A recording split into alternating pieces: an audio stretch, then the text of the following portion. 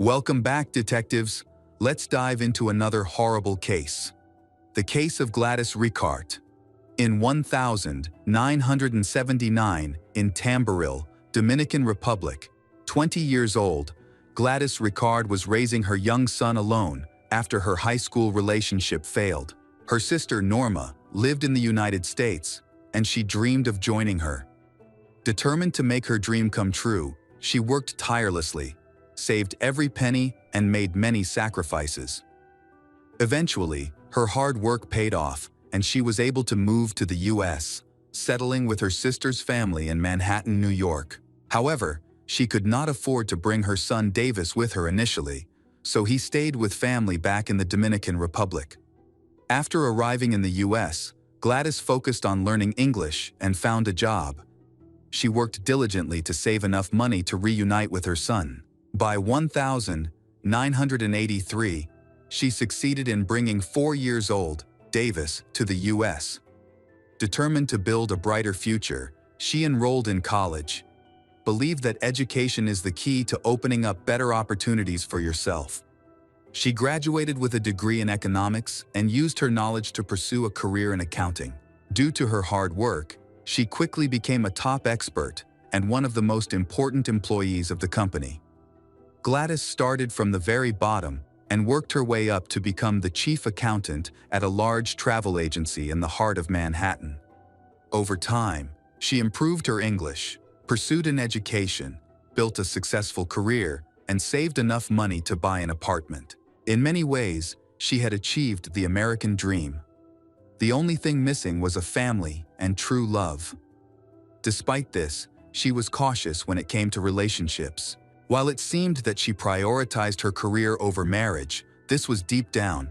She longed to meet her soulmate. By 1992, after living in the United States for 10 years, Gladys had a daily routine. She took the subway to work in the morning and returned in the evening to her sister's house. One day on the subway, she met Agustin Garcia. He is a well-known leader in Dominica and also a successful professional. At 40, he has built a successful career after immigrating from the Dominican Republic to the United States as a child. Like Gladys, he had risen from poverty to success. By the time they met, he owned several small businesses and lived in a large house with his 2 children from a previous marriage. Agustin was highly respected within the Dominican community and was known as a dependable and helpful individual. Having experienced the hardships of migration and immigration himself, he is passionate about helping anyone who wishes to pursue this challenging path. He eventually became the director of the Dominican Chamber of Commerce in New York, along with several other organizations connected to his homeland. Beyond his roles in these organizations, he was deeply involved in social initiatives. Through his efforts, several kindergartens and schools were established, establishing him as a respected and influential person in the community. Agustin seems to be the ideal mate for Gladys, a determined and compassionate young woman. What she found most appealing about him was his kind and gentle nature. He was polite, sociable, and carried himself like a true gentleman, which immediately caught her attention. Their meeting was purely coincidental, as Agustin rarely used the subway. However, on this particular day, his car broke down and he ended up taking the train. He was instantly captivated by Gladys's beauty and decided to strike up a conversation. They spent the rest of the ride talking, exchanged phone numbers, and quickly arranged to meet again. From that moment, their romance began. Agustin frequently took Gladys to restaurants, treated her to exquisite meals, and showered her with expensive gifts. When her family learned about her new boyfriend, Agustin, they were happy for her. He seemed like an ideal partner and a good father to her son. After some time together, Agustin invited Gladys to move in with him, and she eagerly accepted this long-awaited proposal. According to what she shared with her family and friends, her greatest dream at the time was for Agustin to propose marriage so they could build a family together. She envisioned raising 3 children with him, and even hoped to have more children of their own. At that point, she was not yet 33 years old. Once Gladys moved in with Agustin, things quickly began to deteriorate. Her son, Davis, had great difficulty getting along with Augustine's children. The boy tried his best, especially because of the sincere advice of his mother, who always wanted him to learn how to build good relationships with people. However, Augustine's children treated Davis with arrogance, and the situation never improved. The situation is getting more complicated. Augustine consistently sided with his children, even when they were clearly in the wrong, which created strain in his relationship with Gladys. After 2 years of enduring such a life and constant arguments, she decided she didn't want to cause her son any more pain. She told Augustine that they should stop living together. Augustine agreed, but did not end their relationship. He helped her find a new house, just a few minutes' drive from his own. It was a spacious 2-story house, and he didn't hesitate to spend money on her, perhaps as a way to ease the tension between them. They continued to see each other when he visited she. By this time, her family and friends had grown so accustomed to he that they considered him practically part of the family. He introduced Gladys as his wife wherever they went.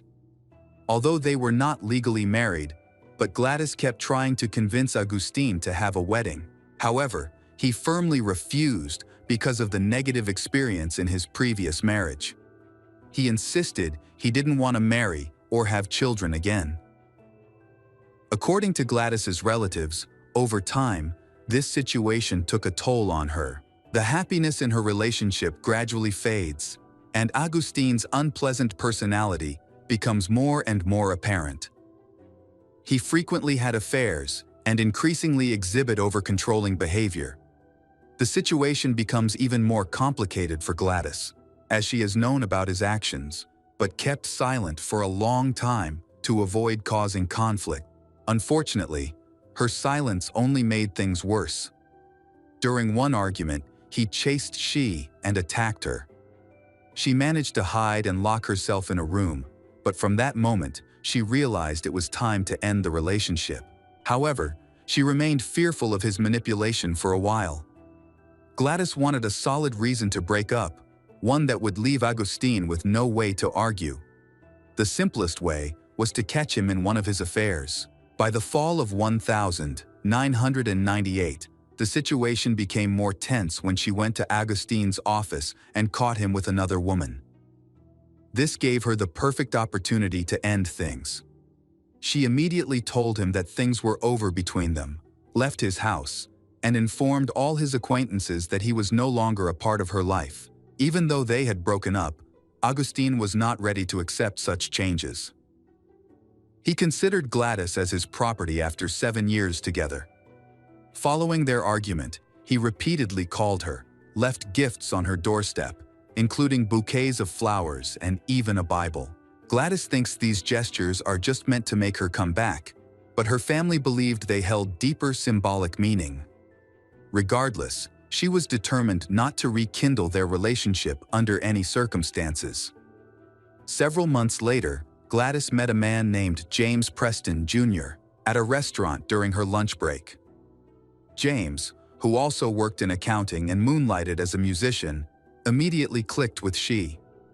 They quickly fell in love, and after a few meetings, they decided to make their relationship public. Over the next 2 months, they spent all their free time together, and eventually, they set a wedding date for September 26, 1999. Gladys and her family were overjoyed as her lifelong dream of a wedding and wearing a wedding dress finally came true. She immersed herself completely in planning the wedding, focusing on every step of the preparation with complete joy. She was so preoccupied that she didn't realize Augustine had been coming to her house nearly every night, watching her for hours. His obsessive behavior made it clear he couldn't let go of his possessiveness. On August 12, about 6 weeks before the wedding, Gladys and her fiancé, James, were enjoying a quiet evening together when Augustine suddenly showed up at the door. Initially, he calmly asked to speak with her, but she refused. His demeanor quickly changed. He began yelling and throwing stones at the windows. Worried he might get more aggressive, she called the police. Augustine was taken into custody, but she chose not to press charges, wanting to avoid causing him trouble and to stay focused on her wedding preparations. This decision turned out to be a significant mistake. In September, just 2 days before the wedding, Gladys went to a store to purchase some items needed for the bridesmaids. Unbeknownst to her, Augustine had been following her. He approached her, hugged her as if they were still in a relationship, and behaved as though everything was fine between them. Gladys didn't resist, fearing that rejecting him might provoke his anger. They exchanged a few words before saying goodbye. That evening, she confided in James and family, sharing her discomfort and concerns about Augustine's intrusive behavior. However, she had no idea just how dangerous he truly was. On September 26, 1999, the day she had long awaited, her wedding day, finally arrived. She was at home surrounded by her family and friends, preparing for her wedding ceremony. She wore a wedding dress, had her hair, makeup done, radiant and happy to be a bride. Photos and videos captured these joyful moments, which tragically turned out to be the final ones of her life. Meanwhile, the groom, James, was already waiting for her at the church. However, the joy of the wedding was spoiled when Augustine, who was watching her, suddenly appeared. He used violence to murder her, causing her instant death. When paramedics arrived, there was nothing they could do to save her. Her dream of a wedding was painfully unfinished. Augustine was immediately arrested and taken into custody without attempting to flee or resist. During his interrogation, he admitted to frequently driving past Gladys's house, claiming it was due to his sentimentality. On the morning of September 26, he was surprised to see a crowd of people dressed formally, along with several limousines parked outside her home. He claimed he had no idea she was getting married that day. After driving past the house multiple times, he eventually stopped in front of it. Still unsure whose wedding it was, he decided to go inside to find out. As Augustine got out of his car across the street, Gladys's brother, Juan, approached him cautiously, aware of his bad temper. Juan tried to convince him to leave to avoid disrupting the wedding. It was then that he realized she was marrying someone else, but he didn't show any reaction. Augustine claimed he had been invited to the wedding, so Juan did not stop him, and he calmly entered the house. No one objected to his presence. Initially, when questioned about the attack on Gladys, Augustine claimed that he had no memory of it. However, after a while, he confessed to the detectives.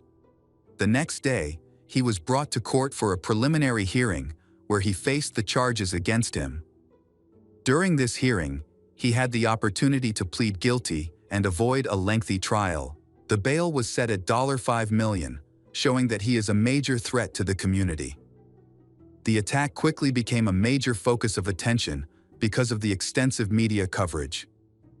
Journalists raced to create sensational headlines, spread rumors, and even offer unsubstantiated theories. Images of the killer, Augustine, began to appear regularly on national news. The case's prominence attracted numerous lawyers, especially top lawyers, who want to use the trial to enhance their reputation and advance their careers. Augustine's trial was scheduled for October 2, 2001, allowing the defense nearly 2 years to prepare and build a more positive image for the defendant.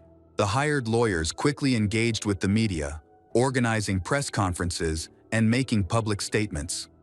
Their objective was to influence public opinion about the crime by portraying Augustine as a victim. Their first move was to accuse Gladys's brother, Juan, and her son Davis of assaulting Augustine. They argued that there was no intention to kill Gladys, and her death happened accidentally when he defended himself from an attack by Juan and Davis. At the same time, the defense sought to discredit Gladys by accusing her of multiple betrayals. They claimed she had been planning to reconcile with Augustine, but was secretly preparing to marry James. According to the defense, this betrayal pushed Augustine into a mental breakdown, leading him to attack her.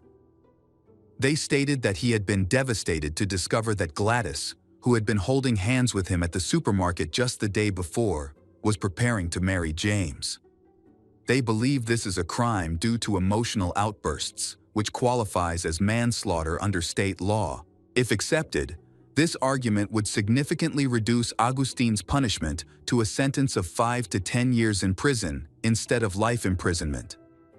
The defense emphasized that Agustine was a compassionate person who cared about the Latino community in New York. This has had a strong impact on public opinion. When false rumors began circulating that Gladys had been unfaithful to Agustine, her image in the public eye became negative. Some even believed that she deserved her fate. This was a devastating blow to her family. Realizing the immense damage caused by Agustine's legal team, her relatives started attending every press conference to protect her reputation. Gladys's family, siblings, and extended relatives denied the infidelity rumors, calling them malicious lies. They emphasized that the relationship between she and Agustine had ended long ago and could not be rekindled. It was Agustine who was always following her and acted inappropriately. They emphasized that out of compassion, Gladys did not file a lawsuit against him before the murder. The judge was informed about the murder. Press conferences and interviews with journalists were officially prohibited, but they had already caused harm to Gladys's reputation, create difficulties for the prosecution. During the trial, the defense team continued to depict Agustine as a victim, while tarnishing Gladys's image. However, the prosecution has one big advantage: the attack and Gladys's death had been caught on camera. The opening part of the wedding ceremony and preparations were recorded, but Agustine hadn't noticed it. Before the trial began, only the judge was allowed to view the footage. The defense argued that showing the video to the jury was unfair and worked hard to block its usage as evidence. After lengthy deliberations, the court ruled that the video could be used, but only the part where Gladys was attacked. This was a 15-second clip, and the prosecution worried it wouldn't be enough to persuade the jury, particularly since the defense could argue the clip was taken out of context. This limitation gave the defense some opportunity to build their case. The defense argued that Agustine was forced to take up arms after being attacked by Gladys' brother and son, and claimed that Agustine's attack on Gladys was unintentional. Despite the objections of Gladys's family, the defense insisted that everything stemmed from her dissolute behavior. They presented several witnesses, including a neighboring family. The father and daughter testified that they had recently seen Gladys at Agustine's house and believed the two were still living together as a couple. In reality, Gladys had visited only to collect her remaining belongings. Through such testimony, the defense succeeded in making the jury sympathize with Agustine. However, the prosecution was prepared to counter these claims. The prosecution relied heavily on video evidence showing the crime. The video captured Agustine murdering Gladys in front of her family, including her son, shows that he did not act in self-defense. The footage shows that after he entered her home, no one attacked or threatened him, contrary to his testimony. However, he still attacked Gladys as soon as he entered. The prosecution argued this was a premeditated act born out of jealousy. The prosecutor's office attempted to counter misleading statements from defense attorneys who sought to portray Gladys as an immoral person. There was evidence proving that after the breakup, Agustine had stalked she for an extended period. All of her relatives confirmed this. Even her son was afraid of he, knowing how cruel he truly was. Agustine's kindness and selflessness were merely a facade, hiding his true sinister nature. For at least several months, he had been surveilling her and making unannounced visits. In his car, authorities discovered a list of license plate numbers belonging to cars parked near her house. He wasn't just spying on her.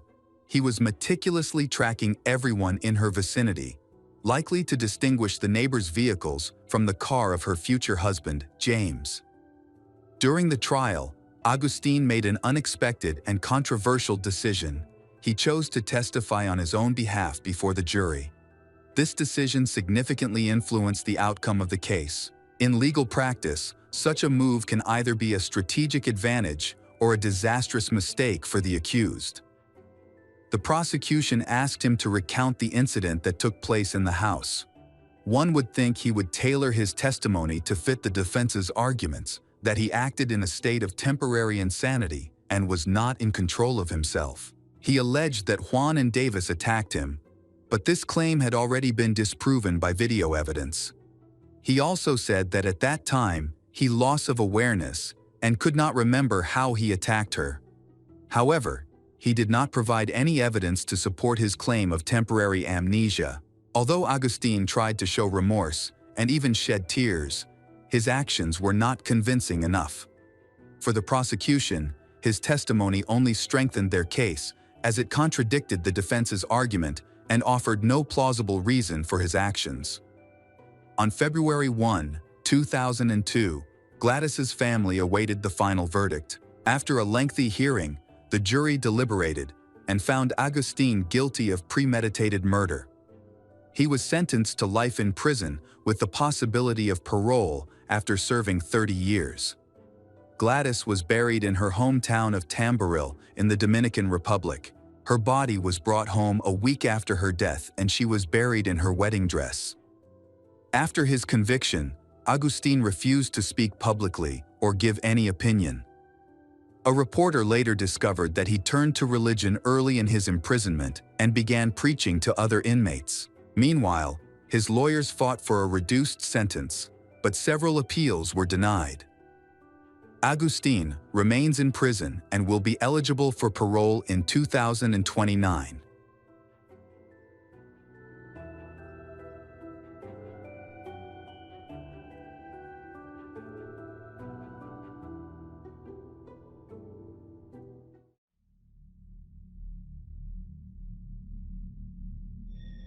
Hey detectives, welcome back. We've got another mysterious case to explore, the case of Kara Nichols. Kara Nichols, born on May 20, 1993, was the middle child in her family. She grew up with her brother Terrence and younger sister, living in a very united and loving family.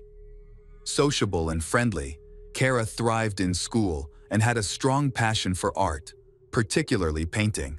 Her talent has won her many awards in art competitions. At the same time, she is also considered to have a promising future. She is also very empathetic, often understanding and feeling other people's pain as her own. During her teenage years, Kara's behavior changed a lot. She became introverted, and her academic performance dropped. At the age of 13, she was arrested for shoplifting and sentenced to community service. Her parents, Julia and Paul, were confused by this sudden change in their daughter. She never lacked for anything, so her stealing may have been her way of rebelling against established norms. At 16, Kara's mental health deteriorated after the death of her beloved dog, plunging her into a deep depression. Her parents arranged for her to see a psychologist, but the sessions were ineffective, and her condition worsened. Eventually, she was admitted to a psychiatric hospital, where she was diagnosed with a personality disorder. After a short period of treatment, her condition improved with prescribed medication. However, due to the many side effects of the medication, she decided to stop taking it and turned to illegal substances, believing they would be a better alternative to antipsychotics. Before graduating, she had to transfer schools several times because of behavioral problems. After graduating from high school, Kara worked as a waitress, while also pursuing her childhood dream of becoming a model. With her attractive appearance, she believes that she will succeed in this field. She has been working hard to find modeling agencies and increase her body of work. During this time, her health improved greatly, and she was no longer addicted. However, over time, she came to understand that success in modeling required more than just beauty. It also depended on luck and connections. In the summer of 2012, Kara's family relocated to Chicago, Illinois. Unfortunately, the move was difficult for she, and her depression returned. Stress caused her to turn to drugs again, despite her parents' best efforts to support her and take her to a rehab facility. In the end, she was kicked out of there for not following the rules. Her parents were worried, not only because of her behavior, but also because of how she was funding her addiction. Her salary as a waitress was not enough to cover these expenses. Kara's parents felt disheartened. Her mental state changed from day to day.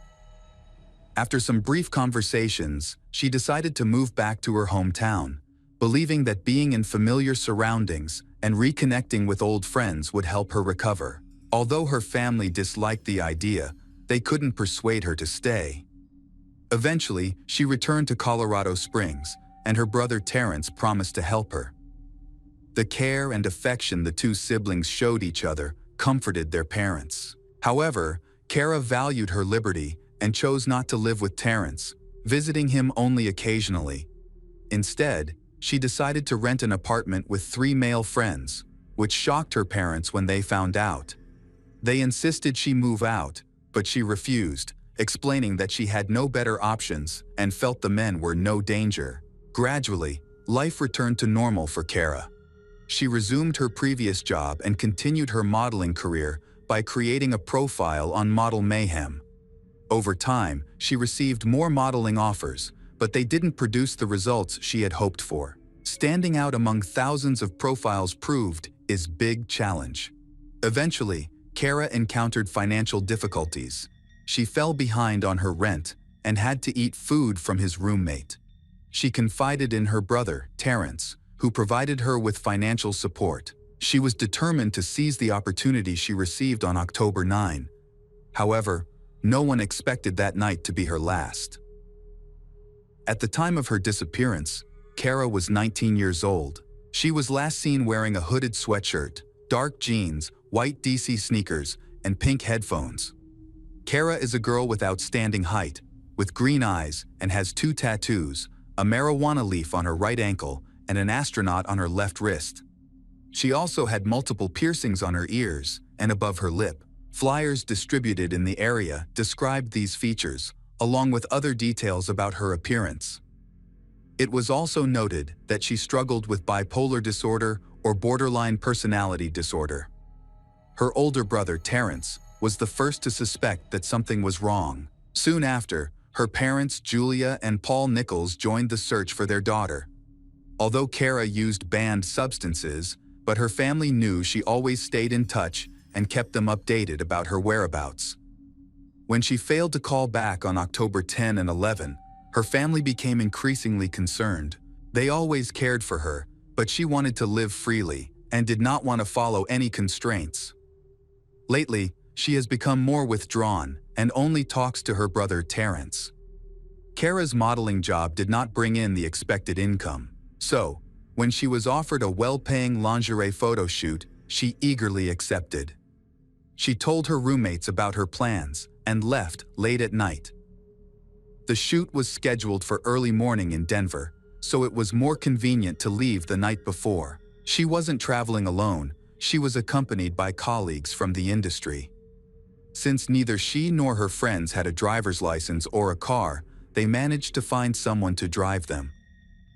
At first, Kara's story didn't raise any suspicions. People who know her often see her modeling profile and social networks filled with professional photos.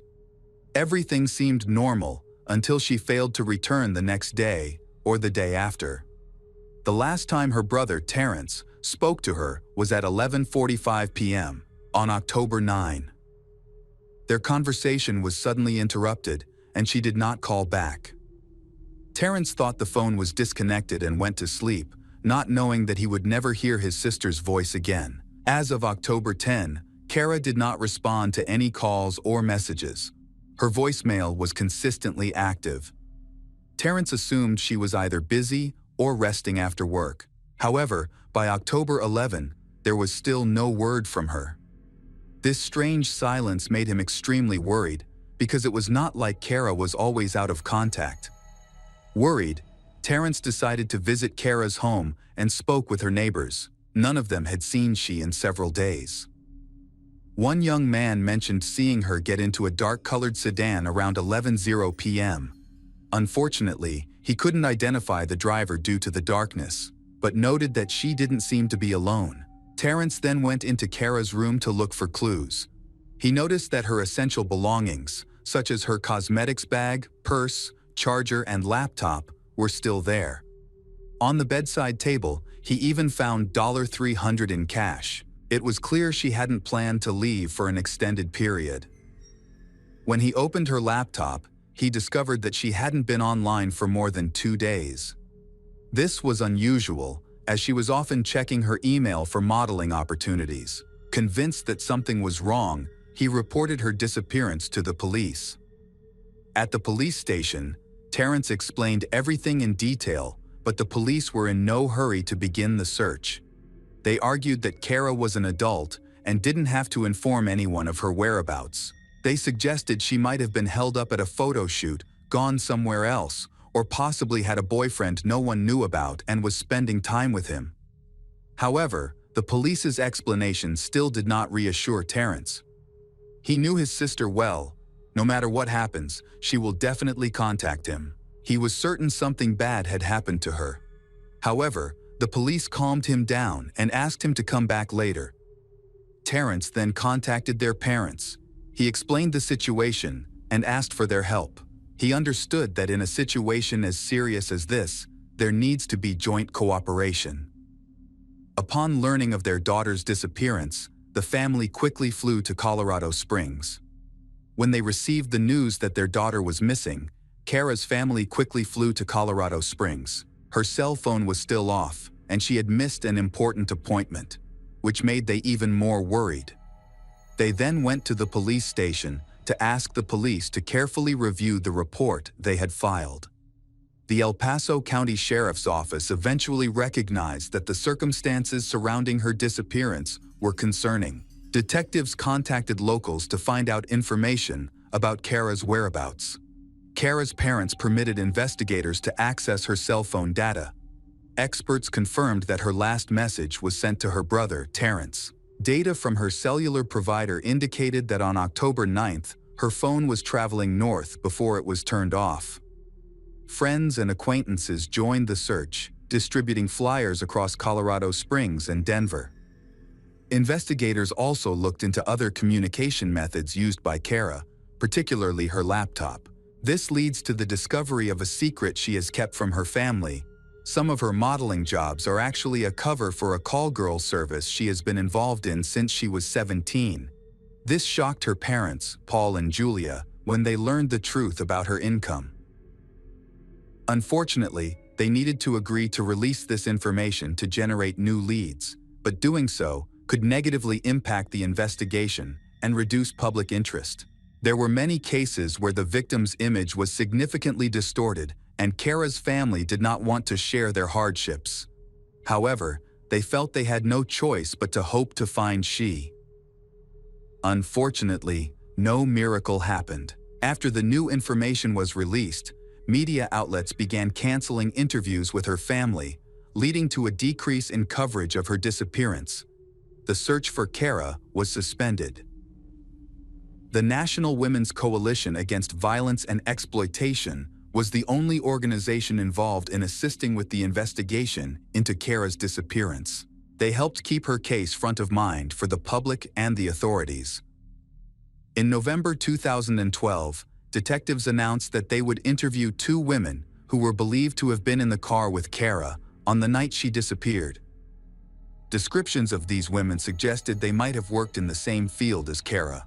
While they were important witnesses, they were not considered suspects, as they were likely the last people to see her alive. A composite sketch of one of the women was released to the public, but no one came forward with information. This made people doubt the existence of these women, and the investigation was stalled again. That month, Kara's photos appeared on a call girl service website in Las Vegas. However, detectives confirmed that she had not posted them herself. Someone had exploited her fame for personal gain, and the profile was eventually taken down. Although some people interested in the case contacted the police station, after investigation, these reports were confirmed to be false. In the spring of 2013, a businessman from Colorado Springs claimed to have seen Kara between late October and December 2012 with a tall, disheveled man. She looked frightened, suggesting she was being held against her will. One day, this man pushed her, and a bystander intervened, threatening him, and asked him to leave her alone. The witness's account was verified. Although police found the man described, but he said the woman with him was actually his ex-girlfriend. In the summer of 2013, a criminal law student took it upon himself to investigate Kara's case. He traveled to Denver, spoke with many homeless individuals and substance users. Several people reported meeting Kara at a non-profit that provides syringes and needles to drug users. However, this lead turned out to be false, as did all the other testimonies he received. Many people have lost faith in Kara being found alive, because she has been missing for longer than the usual disappearances. In the fall of 2013, Kara's parents have offered a reward to anyone who provides information about their daughter's whereabouts, to no avail. They ruled out a ransom kidnapping as no demands were received. However, the following year, a new development occurred, providing a major breakthrough and reigniting the investigation. In May 2014, Deputy Sheriff Cliff Porter admitted that he had mishandled the investigation into Kara's disappearance. He admitted that he had not focused enough on her case and had overlooked important evidence from the beginning. This admission shocked her family, who felt that their daughter's case had been neglected because of her profession. The mishandling of cell phone records has raised concerns about the conduct of the investigating agency. The administration has been criticized for inaction. Multiple audits have led to disciplinary action against the department, and several individuals have been fired. In May 2016, former Sheriff Terry Makita and some of his staff were charged with corruption, fabricating witness statements, kidnapping, and extortion. This led Kara's family to believe that her case had not been properly handled. However, this situation has led to the opening of a new investigation, especially when new detectives are involved. On February 1, 2022, Christina Hollendorfer went to the police station. Before that, detectives had tried to talk to her several times, but she refused to cooperate. It turned out that since 2014, she had not wanted to testify against her ex-husband, Joel. However, after many years, she decided to speak up and accuse him of killing Kara Nichols. An analysis of Kara's calls and messages showed that she received 8 calls between 9:58 and 11:08 p.m. on October 9, most of which were from Joel. Detectives had questioned him several times, but they only received general information. He admitted that he had hired a call girl and had planned to meet her between the evening of October 9th and the morning of October 10, but the meeting never happened as the escort did not arrive. Joel's statement raised suspicions, especially since data from Kara's phone indicated that she was near his parents' house on the night she disappeared. On October 15, 2014, detectives searched Joel's home and his family's property. During the search, they spoke with Joel and his mother, Betty. They seemed calm and friendly, and it did not appear that they were hiding anything. They willingly showed the detectives around the property, including several fresh burial sites for deceased animals. Joel's family has owned the farm since 1985, which includes a large livestock yard. Dogs trained to detect human remains searched the area and reacted near some livestock graves. However, further investigation of these graves found no evidence of human remains. It's possible the dogs mistook the scent of dead animals for that of a human. To rule Joel out as a suspect, samples from several suspicious areas were collected and analyzed. Unfortunately, the results indicated that the samples were not connected to the case. Despite this, suspicions about Joel remained. As it turns out, Joel has a history of serious harassment and has violated his probation multiple times. He was a hardened criminal who consistently broke the terms of his parole and used banned substances. This led to the breakup of his family. Investigators approached his ex-wife, Christina, multiple times. During these discussions, they revealed that she and he were raising 2 children together. Initially, she was hesitant to share details about their life and eventually stopped communicating altogether. As a result, Joel remained the sole suspect in Kara's disappearance, along with other theories. After 8 years, new information about Joel has come to light. Christina claimed that in November 2014, he had confessed to her that he had accidentally killed a call girl and buried her body in an old horse grave. She learned of this confession after his father's death. Following the funeral, he revealed that he felt guilty about his father's passing. According to Christina, he confessed to his parents what he had done. After hearing this, his father, who was old, fell into a severe depression. This condition severely weakened his father's health and eventually led to his death. During that time, his family covered for him. This behavior explained the hospitality and cooperation shown by Betty and Joel during the search of the farm, as they sought to avoid raising further suspicion. On February 3, 2022, authorities conducted another search at Joel's home. They thoroughly excavated the farm and discovered human remains buried in a 2-meter-deep pit. 4 days later, he was arrested. Subsequent analysis confirmed that the remains belonged to Kara, who had been missing. Although only bones were found, modern technology allowed for her identification. During questioning, Joel initially remained composed, but eventually confessed that he had not intended to kill Kara. He said he met her through a call girl website. On October 9th, he called her and arranged to meet, then picked her up from her home. They had some intimate moments in his old car, and everything was going smoothly until he suddenly strangled her. When he realized she had lost consciousness, he stopped. He attempted to perform first aid, but it was too late. She was already dead. Panicked, he drove her to his family farm and buried her in the first grave he found. Over time, he moved her body several times and ultimately buried her where his mother's favorite horse was laid to rest. This explains why service dogs get confused about scents. Additionally, this specific area had not been searched during the initial investigation. Joel Hollendorfer was soon charged with first-degree murder and tampering with evidence. Meanwhile, his mother, Betty, claimed she had no knowledge of her son's crime, insisting that she had always cooperated with the investigation and truly believed in his innocence. The hearings occurred in the summer of 2023. The prosecution argued that Joel deliberately committed the crime to fulfill his dark fantasies. Meanwhile, forensic experts were unable to provide a clear explanation for Kara's death. However, they determined that asphyxiation was the cause, based on the fact that her hyoid bone was broken. Experts stated that it is impossible to accidentally strangle someone to death, as there is always time to reconsider and stop. Another important factor was Kara's condition related to drug use. The defense claimed that her death resulted from asphyxiation. They argued that a healthy person would have a much better chance of recovery in similar circumstances than someone dependent on substances. The trial described Kara as a severe addict, suggesting she had little chance of survival due to the long-term effects of the drugs on her body.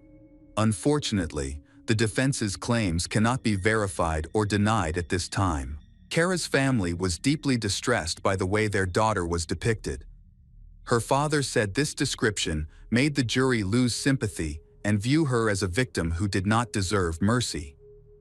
Throughout the trial, Joel did not show remorse, and some witnesses noted that he even smiled at times. In the end, Joel's charges were downgraded to second-degree murder. He was convicted of manslaughter and sentenced to 24 years in prison. This sentence did not satisfy Kara's family, who had hoped for a life sentence for Joel. Additionally, due to a lack of evidence, no other individuals were held accountable. Kara's parents said the verdict was a serious failure of the justice system.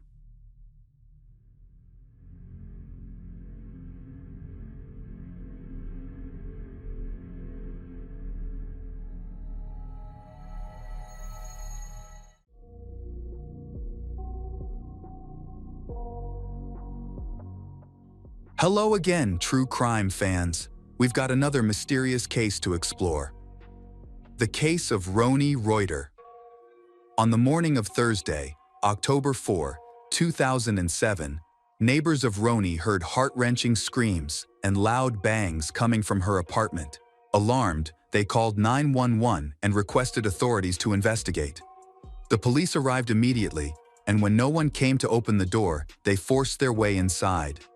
In the kitchen, they found a woman lying face down, wearing body armor, with wounds to her head, arms, and pregnant belly. It appeared she had tried to shield her unborn child by covering her stomach with her hands, causing both her hands and stomach to be injured. There were 2 wounds to her abdomen, indicating that the baby was the main target of the attack. The attacker then inflicted injuries to the back of her head. Tragically, both she and her unborn child were dead. The brutality of the crime left the police deeply shaken, questioning who could commit such a horrific act against a pregnant woman. A forensic investigation uncovered a spent 9mm cartridge case and 5 unused cartridges near the body. There were no signs of forced entry, robbery, or sexual assault, ruling out a random attack or burglary. This led investigators to believe the murder was personal and premeditated. It seems that Roni has a dangerous enemy who has harmed her. Police theorize that the attacker attacked Roni as she was preparing to leave the apartment to go to work, ambushing her when she opened the door.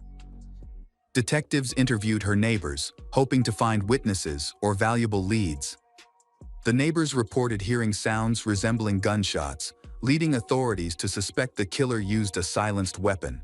A neighbor reported seeing a skinny African-American teenager wearing a hooded sweatshirt, walking up the stairs to Roni's door at around 7:00 a.m., shortly before the incident.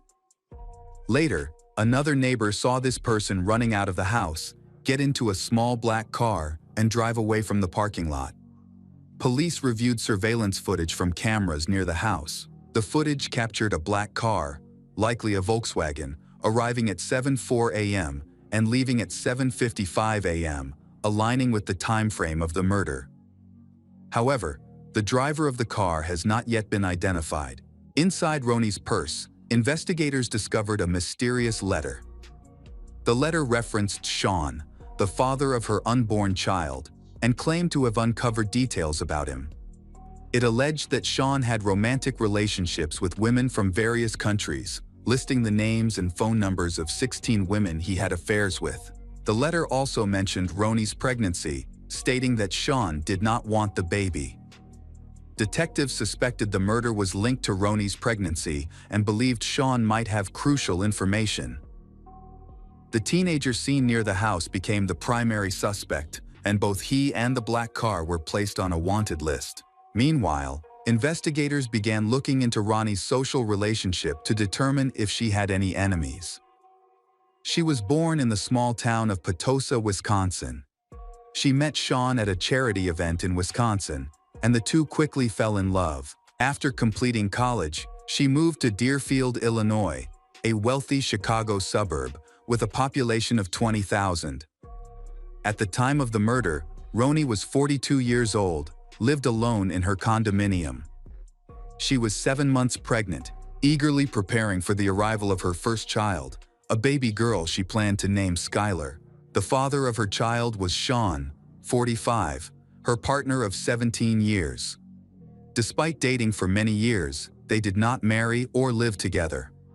Sean, a former Chicago Bears football player, was questioned by detectives for 10 hours. He shared how much he loved Roni and was looking forward to their child's birth. Roni deeply loved him, but Sean's feelings were more complex. He admitted to detectives that he had multiple affairs, which strained their relationship. He said that Roni knew about his infidelity, and it had caused her to grow distant from him. Despite this, he insisted he was excited to become a father. He appeared heartbroken over the tragic deaths of Roni and their unborn baby, and his emotions seemed genuine.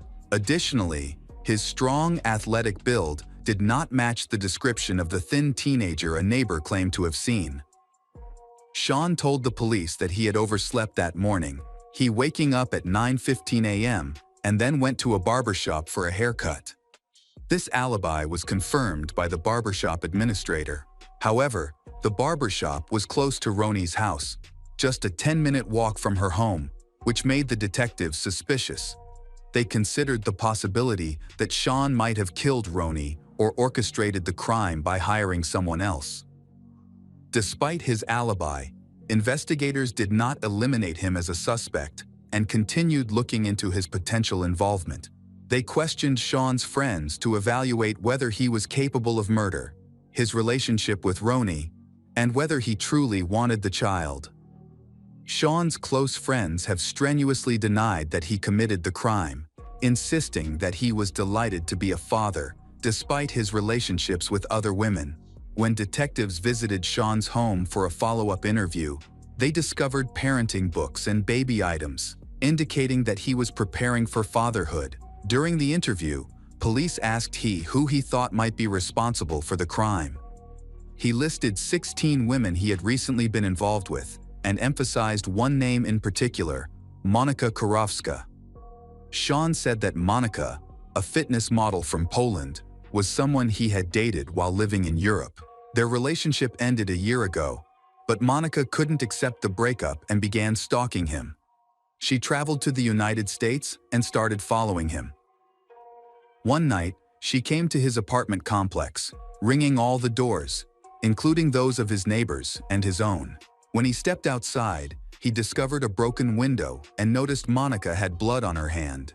He found her behavior very worrying and dangerous, so he took out a restraining order against her.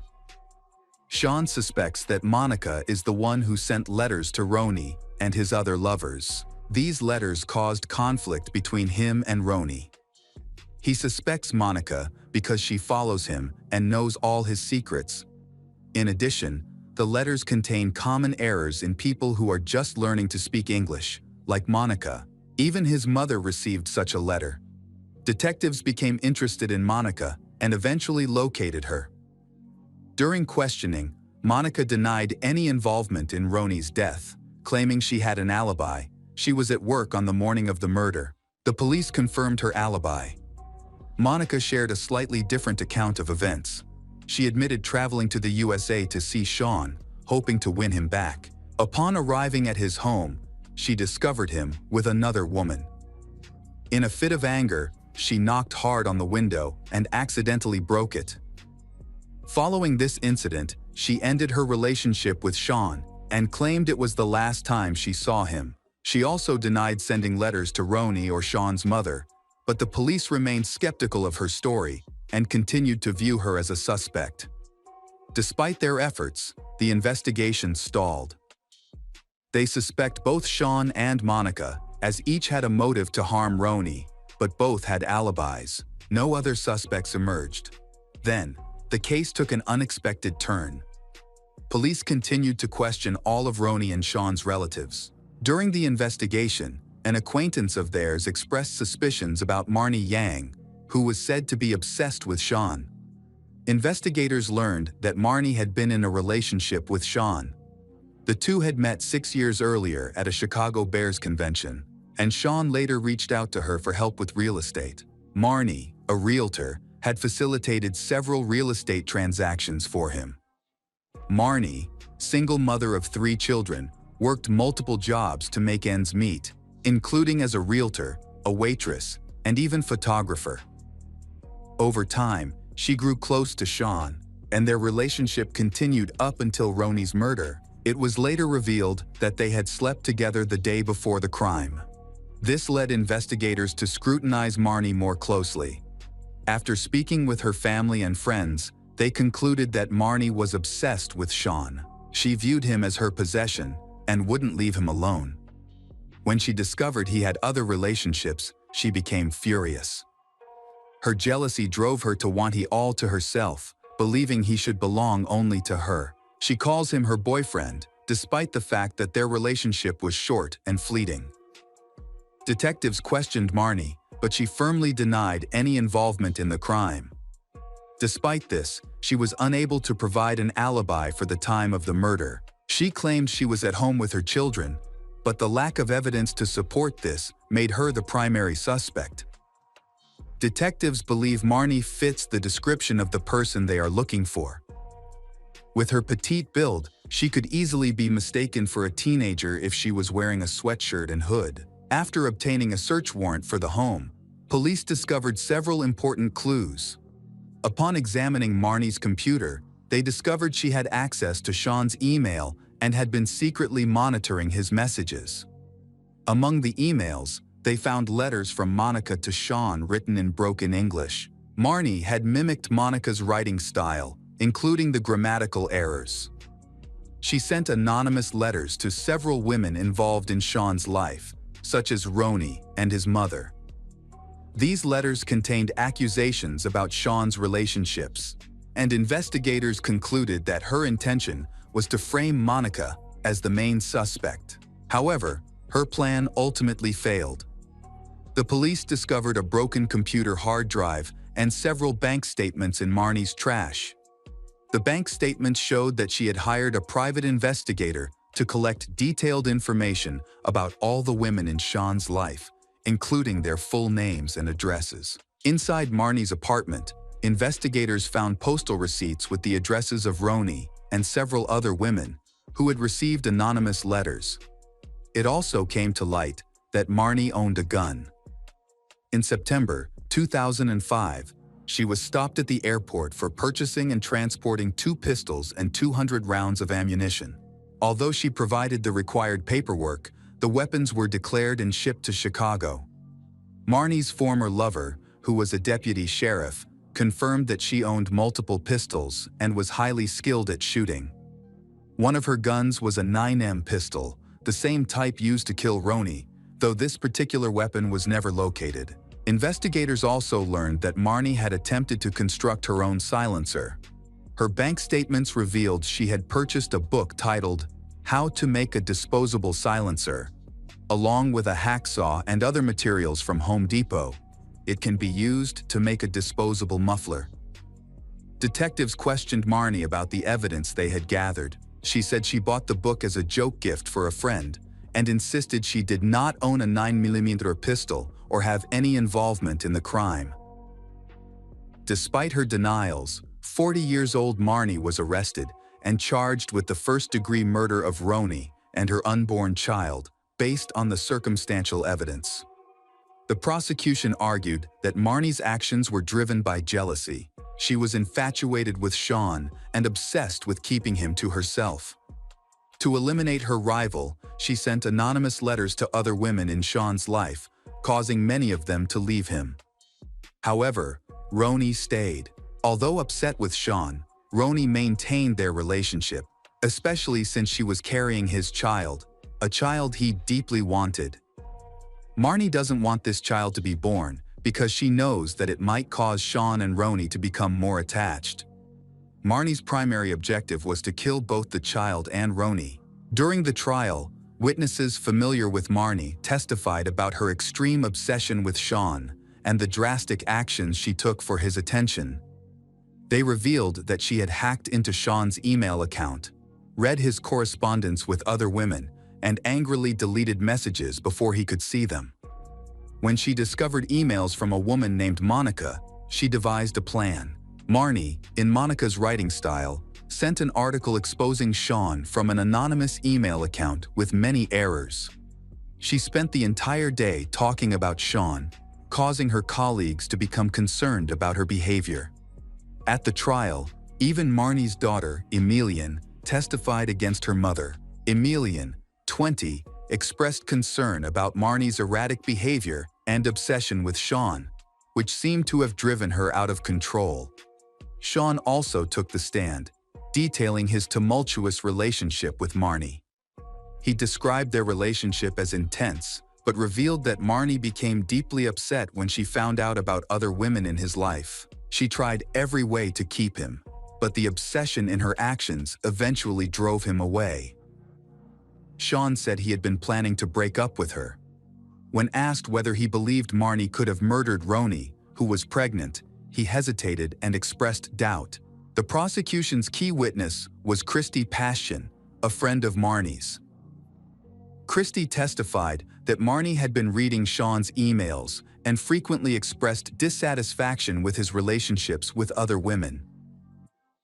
In the summer of 2007, Marnie confided in Christie about her frustration over Sean dating other women and even mentioned plans to kill him. At the time, Christie took it as a joke and assumed she was simply venting. However, when Marnie discovered that Roni was pregnant, her focus shifted.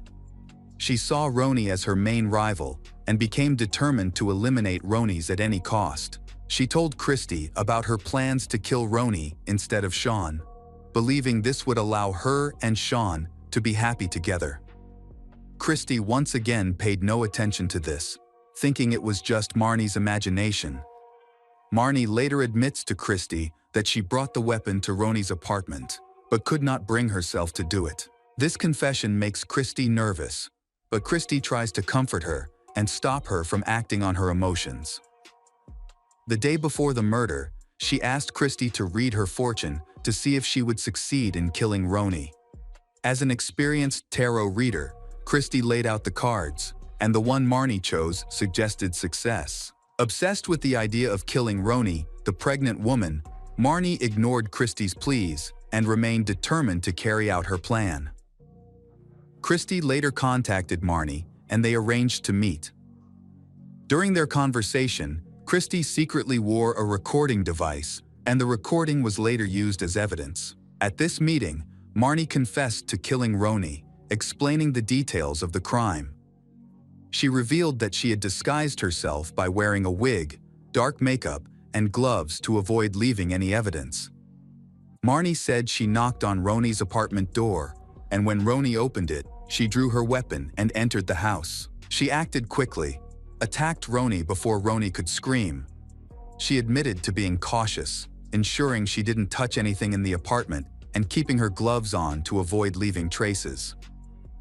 Marnie also described renting a black car, using a disposable phone, and then throw away the murder weapon, wig, gloves, and clothing in separate trash bins. She planned the murder meticulously so that it could not be detected, but Christie would testify against her. The recorded conversation became the prosecution's most compelling piece of evidence during the trial. The police investigation showed that Marnie's work computer had directions to Roni's house saved.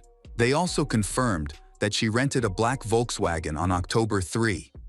The vehicle's route was tracked from the rental location to Roni's apartment and back. However, the defense argued that there was no physical evidence that Marnie was at the scene, including DNA, fingerprints, or phone records. The case was based largely on circumstantial evidence in Christie's testimony.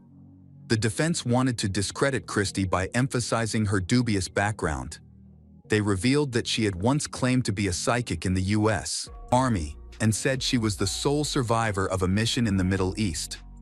However, it was later proven that she had fabricated her military service and had never even been in the Middle East. She had lied to enhance her qualifications for the role.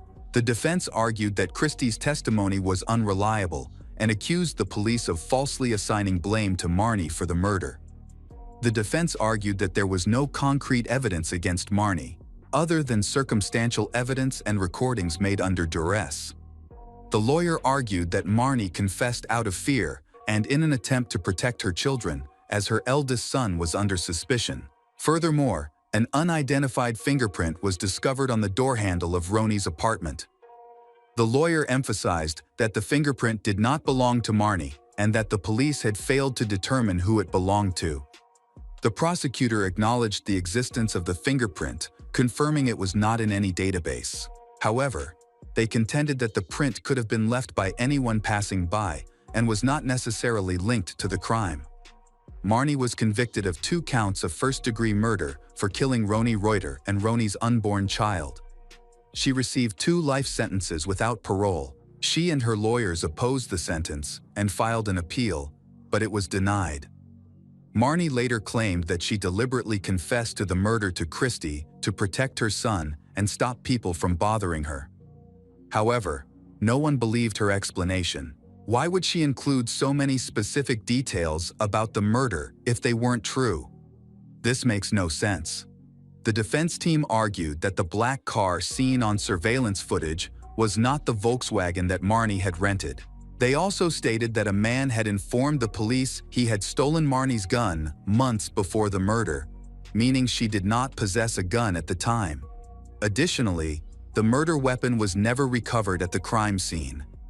Fingerprints belonging to someone else were found, and they did not match Marnie's or any family member's fingerprints. The lawyer pointed out that male DNA was discovered on the cartridges at the crime scene, but it did not match Marnie's DNA and instead belonged to an unidentified man. The defense stressed that forensic analysis of the shooting angle indicated the attacker was taller than Marnie. Crucially, new CCTV footage from a hair salon showed Sean arriving for a haircut much later than he had claimed during police questioning. The footage revealed that he arrived at 10 a.m. on the day of Roni's murder, and she was killed before 8 a.m. Sean had previously told police he slept until 9:15 a.m. that morning, but evidence showed he had already sent a message to Roni and made several phone calls by 8:50 a.m. This video exposed inconsistencies in Sean's timeline, suggesting he could have had enough time to commit the murder. While the defense suspects Sean of being the perpetrator, they have not yet succeeded in having the case reopened. Marnie is still in prison and maintains her innocence. Sean, a former Chicago Bears player, played for the team for 11 seasons from 1984 to 1994, including their Super Bowl win in 1985. Having overcome his struggles in the United States, he now lives in London, United Kingdom, where he works as an NFL analyst for Sky Sports, a British sports channel, and regularly shares his expert analysis on weekly broadcasts.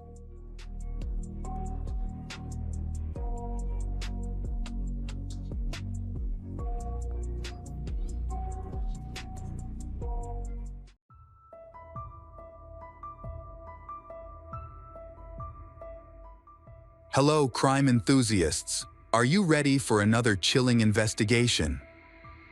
The case of Maria Luisa. Maria Luisa was born on May 29, 1977, in La Fortuna, San Carlos, in Alajuela, Costa Rica. She was the youngest of 5 children in a humble family. From an early age, she was ambitious and determined. She wanted to help people and dreamed of becoming a doctor, telling herself she would be the first in her family to get a college degree. During her school years, she excelled in chemistry and biology, her favorite subjects. After graduating in 1994, she was accepted into the country's most prestigious medical school, located in San Jose. As a student, Maria moved to the capital and lived there for the rest of her life. However, she still maintains a close relationship with her family, visiting and get in touch with them. In 2000, after earning her degree, Maria began working as an anesthesiologist at one of the largest medical centers in the capital. She quickly excelled in her career, continuously learning and honing her skills. By 2015, she had risen to become the head of the anesthesiology and recovery therapy department. She was highly respected and admired by her colleagues, become a famous doctor. However, to achieve success, Maria had to trade in her personal life. For many years, she was alone, fully dedicated to her work. In 2017, at the age of 40, she started dating a doctor at the same hospital, though he worked in a different department. She believed he was her true love and someone with whom she could build a happy family. Unfortunately, at the start of 2020, their relationship ended, and he started dating a younger co-worker. The breakup was a painful experience for Maria. She suffered from severe depression and focused only on work for months, barely paying attention to the world around her. Her only source of comfort was her small dog, Mafalda, she loved and cared for as if he were her child. In July 2020, Maria felt like she needed some time off and change your living environment to relax your mind. She decided to visit the coast and stay at a small, cozy hotel called La Mansion Inn, located in the picturesque Punta Arenas region. Before, This resort attracted tourists from around the world, but now this place is very deserted. At the hotel, only a few rooms were occupied, which provided the peace and quiet Maria was seeking. She planned to spend the weekend there and return home on Monday, bringing her beloved dog Mafalda along with her. Maria stayed in a room on the ground floor, has a second door leading to a private yard. These rooms are designed for guests with pets, so it can go outside and relieve themselves in a designated area. At the time, all the other rooms with courtyard access were unoccupied. On July 18, Maria arrived, left her belongings in her room, and went to the beach. The following day was equally uneventful. She walked along the shore, relaxed in the sun, had dinner at a restaurant, and returned to her room. That evening, she called her mother, and they talked for about 30 minutes. During the call, Maria remarked on how empty the hotel felt, with only a handful of staff members.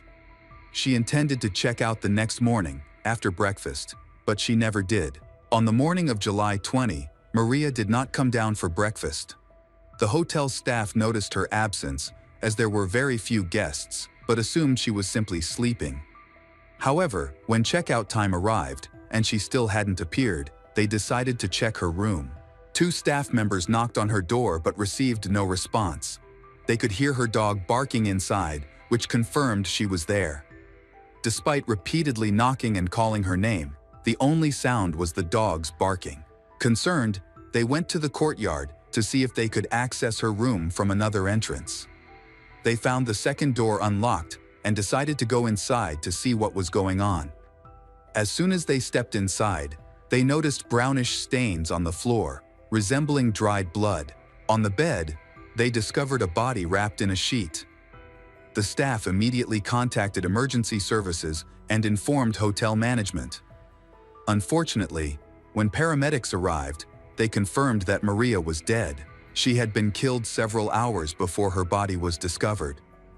The scene was deeply unsettling, from the condition of the room to the circumstances surrounding her death. Maria's body showed multiple cuts, bruises, and bite marks inflicted by different individuals. Defensive wounds on her hands indicated she had fought back desperately. The cause of death was determined to be mechanical asphyxia and a broken neck. She had been strangled with such force that her cervical vertebrae were fractured. The autopsy confirmed that Maria had been sexually assaulted before her death. Beside her bed, there was a bottle of mineral water, an opened bottle of expensive wine, and 2 glasses. According to hotel staff, she had ordered these items the previous night, but she was alone at the time. Maria's keycard records show that after she received the items, she did not leave the room and no one entered. However, the glass door leading to the courtyard did not require a key, which could have allowed the attacker to gain access. The hotel had several security cameras that could have helped shed some light on the matter, but it turned out they had all been out of service for months. The hotel management explained that they had cut costs by shutting off the cameras. Forensic experts analyzed the bite marks on Maria's body for DNA, expecting to find the attacker's saliva. However, the results were shocking. The saliva belonged to Maria herself. Since the bite marks were located on her face, neck, and chest, areas she could not have reached herself, investigators deduced that the attacker had deliberately placed her saliva on the wounds to conceal their own DNA. Another disturbing detail revealed by the pathologist was that Maria's body had been thoroughly cleaned after her death. This indicated that after torturing, strangling, and killing her, the attackers washed her body in the bathroom, placed her back on the bed, contaminated the bite marks with her saliva, and wrapped her body in a sheet. Because the hotel's cameras were not working and the grounds were very deserted, no witnesses could be identified. Both guests and hotel staff reported that they did not see anything unusual, and they did not see any strangers appearing on the premises. The brutal murder of Maria, a famous anesthesiologist, quickly became the focus of national attention, causing great public outrage. Police are under pressure to investigate and find the culprit who committed the brutal act against an innocent woman. When asked if Maria might have had a brief romance during the trip, her family firmly denied it. She was still heartbroken over a recent breakup and had been hoping for reconciliation. Regarding the 2 glasses found in the room, Maria's sister explained that she always used 2 glasses, one for wine and one for water. Forensic analysis confirmed this explanation, as only Maria's fingerprints and lip marks were found on the glasses. During their interview with the police, her mother suddenly remembered something from her daughter's last phone call. Maria had mentioned chatting with a man who worked at the hotel during lunch. She said he had asked her why she was traveling alone and how long she planned to stay. This detail provided detectives with their first suspect to investigate. The employee in question was 38 years old, Teodoro Herrera, the son of a close friend of the hotel owner, Harry Baudin. In fact, thanks to his father's connection with Harry, he got the job at the hotel. He worked as a bartender and also ran personal errands for Harry. During his interview with the police, he behaved oddly. He was extremely nervous. He claimed that he did not know Maria and did not remember ever speaking to her. Detectives noticed fresh scratches on Teodoro's cheeks and neck, for which he couldn't provide a clear explanation. When asked to remove his shirt, similar scratches were found on his chest and shoulders. Investigators suspected these marks were left by Maria as she fought for her life, but they needed forensic confirmation. He was arrested and held for 6 months while the investigation continued. Forensic analysis later confirmed that blood and skin particles from Teodoro were found under Maria's nails. However, the bite marks on her body did not match his dental impressions. The investigation then shifted focus to a 36-year-old man named Luis Carlos Miranda. He was not a regular guest or employee at La Mansion Inn, but he was a friend of the hotel owner, Harry, and often stayed there for free. One of the bite marks on Maria's body was potentially linked to he, though it wasn't conclusive. Still, the police arrested him as a second suspect and detained him for 6 months, just like Teodoro. He also denied ever meeting Maria or having any interaction with her. About 10 days after the murder, a third suspect was arrested, Harry Baudin, the 69-year-old hotel owner. Harry, a businessman of Dutch origin, was well connected with politicians. He owned multiple properties across different countries. His arrest was prompted by a bite mark on Maria's body that matched his dental impressions. Investigators also discovered that about 6 months before the murder, he had undergone surgery at the hospital where Maria worked. Although he claimed he had never met her, police suspected he might have noticed her during his hospital stay, obtained her contact information, and lured her to his hotel. Initially, Harry was placed under house arrest due to his age and health problems. However, when he moved to a new residence without informing the authorities, he was taken into custody over concerns he might attempt to flee the country.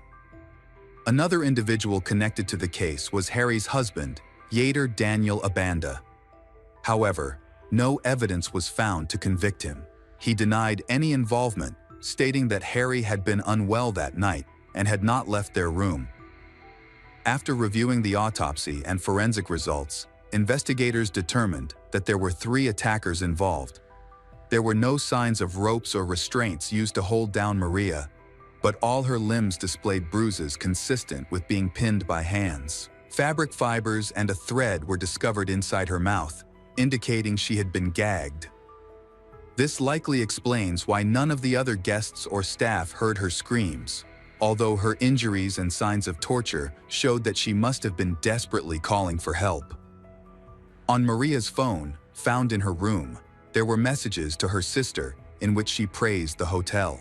She described it as beautiful, cozy, and quiet, complimenting the staff for being attentive. She also mentioned spending the evening chatting and dancing at the bar with the man who served coffee, identified as Teodoro. From the start, Teodoro was the main suspect. He was the only suspect of the 3 with visible scratches, and forensic evidence revealed his skin and blood under Maria's fingernails. Additionally, his DNA was found on her body, despite his attempts to wash it off. However, Dental cast comparisons showed that his teeth did not match the bite marks on her skin. After returning to her room, Maria stayed in her room all evening and didn't allow anyone inside. Investigators suspected the attackers entered through the door leading to the courtyard. It's possible she left the door unlocked for her dog to go outside.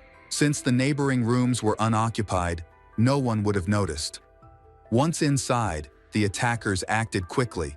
They struck Maria on the head, rendering her unconscious, gagged her, and then subjected her to hours of torture and assault. Afterward, they strangled her with such force that her neck was broken. They then washed her body in the bathroom, placed it on the bed, and wrapped it in a sheet, dirtying the bite wound with her saliva. During the trial, all three suspects, Teodoro, Harry, and Luis, denied involvement, claiming they were asleep in their rooms that night. However, no witnesses could corroborate their alibis. Investigators found disturbing text messages on their phones in which they shared frightening thoughts. The day before the crime, they even discussed a guest who was alone. The trial is set for September 2022, more than 2 years after the murder. Harry, 71, had to appear in court in a wheelchair because of worsening knee problems that made it difficult for him to walk. The prosecution immediately had difficulty proving Harry and Luis's involvement in the crime. The evidence against them was largely circumstantial, consisting of text messages and dental impressions. The defense argued that the bite marks should be dismissed as evidence because they did not perfectly match their dental records. To support this argument, Harry's lawyer hired an orthodontist from Madrid to testify. After analyzing the bite marks on Maria's body, orthodontist concluded that they were insufficient as evidence and could not definitively establish a link between Harry, Luis, and the crime.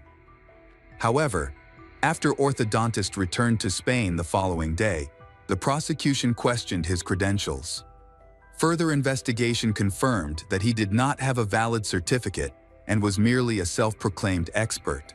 As a result, his testimony was discredited and thrown out. Despite this, the prosecution was determined to prove a connection between Harry, Luis, and the case. They argued that the brutal, calculated nature of the assault and murder indicated the involvement of at least 3 people. The defense denied this claim, insisting that a healthy individual was perfectly capable of performing the act without assistance. The verdict was delivered with clear and undeniable evidence, all pointing to Teodoro Herrera as the culprit. His DNA was found in Maria's body. His skin cells appeared under her fingernails, and her blood was discovered both on the outside and inside of his shoes. The shoe prints matched those found at the entrance of her room and near the bed. Consequently, he was convicted on all charges and sentenced to 50 years in prison without the possibility of parole. At 40 years old, this effectively amounted to a life sentence. He admitted to being intimate with Maria that night, but claimed it was consensual and insisted someone else must have killed her after he left. In contrast, there was insufficient evidence against Harry and Luis. Apart from bite marks and text messages, nothing concrete linked them to the crime. As a result, they were acquitted and released in March 2023. However, in September of the same year, an appeals court revisited the case after a complaint from Maria's family and ordered it to be reopened. By then, Harry and Luis had already fled Costa Rica, leaving the country immediately after their release. They are currently living in the Netherlands, and even if the trial is reopened and they are found guilty, they will not face any consequences because the Netherlands and Costa Rica do not have an extradition treaty, even though this is a very serious crime.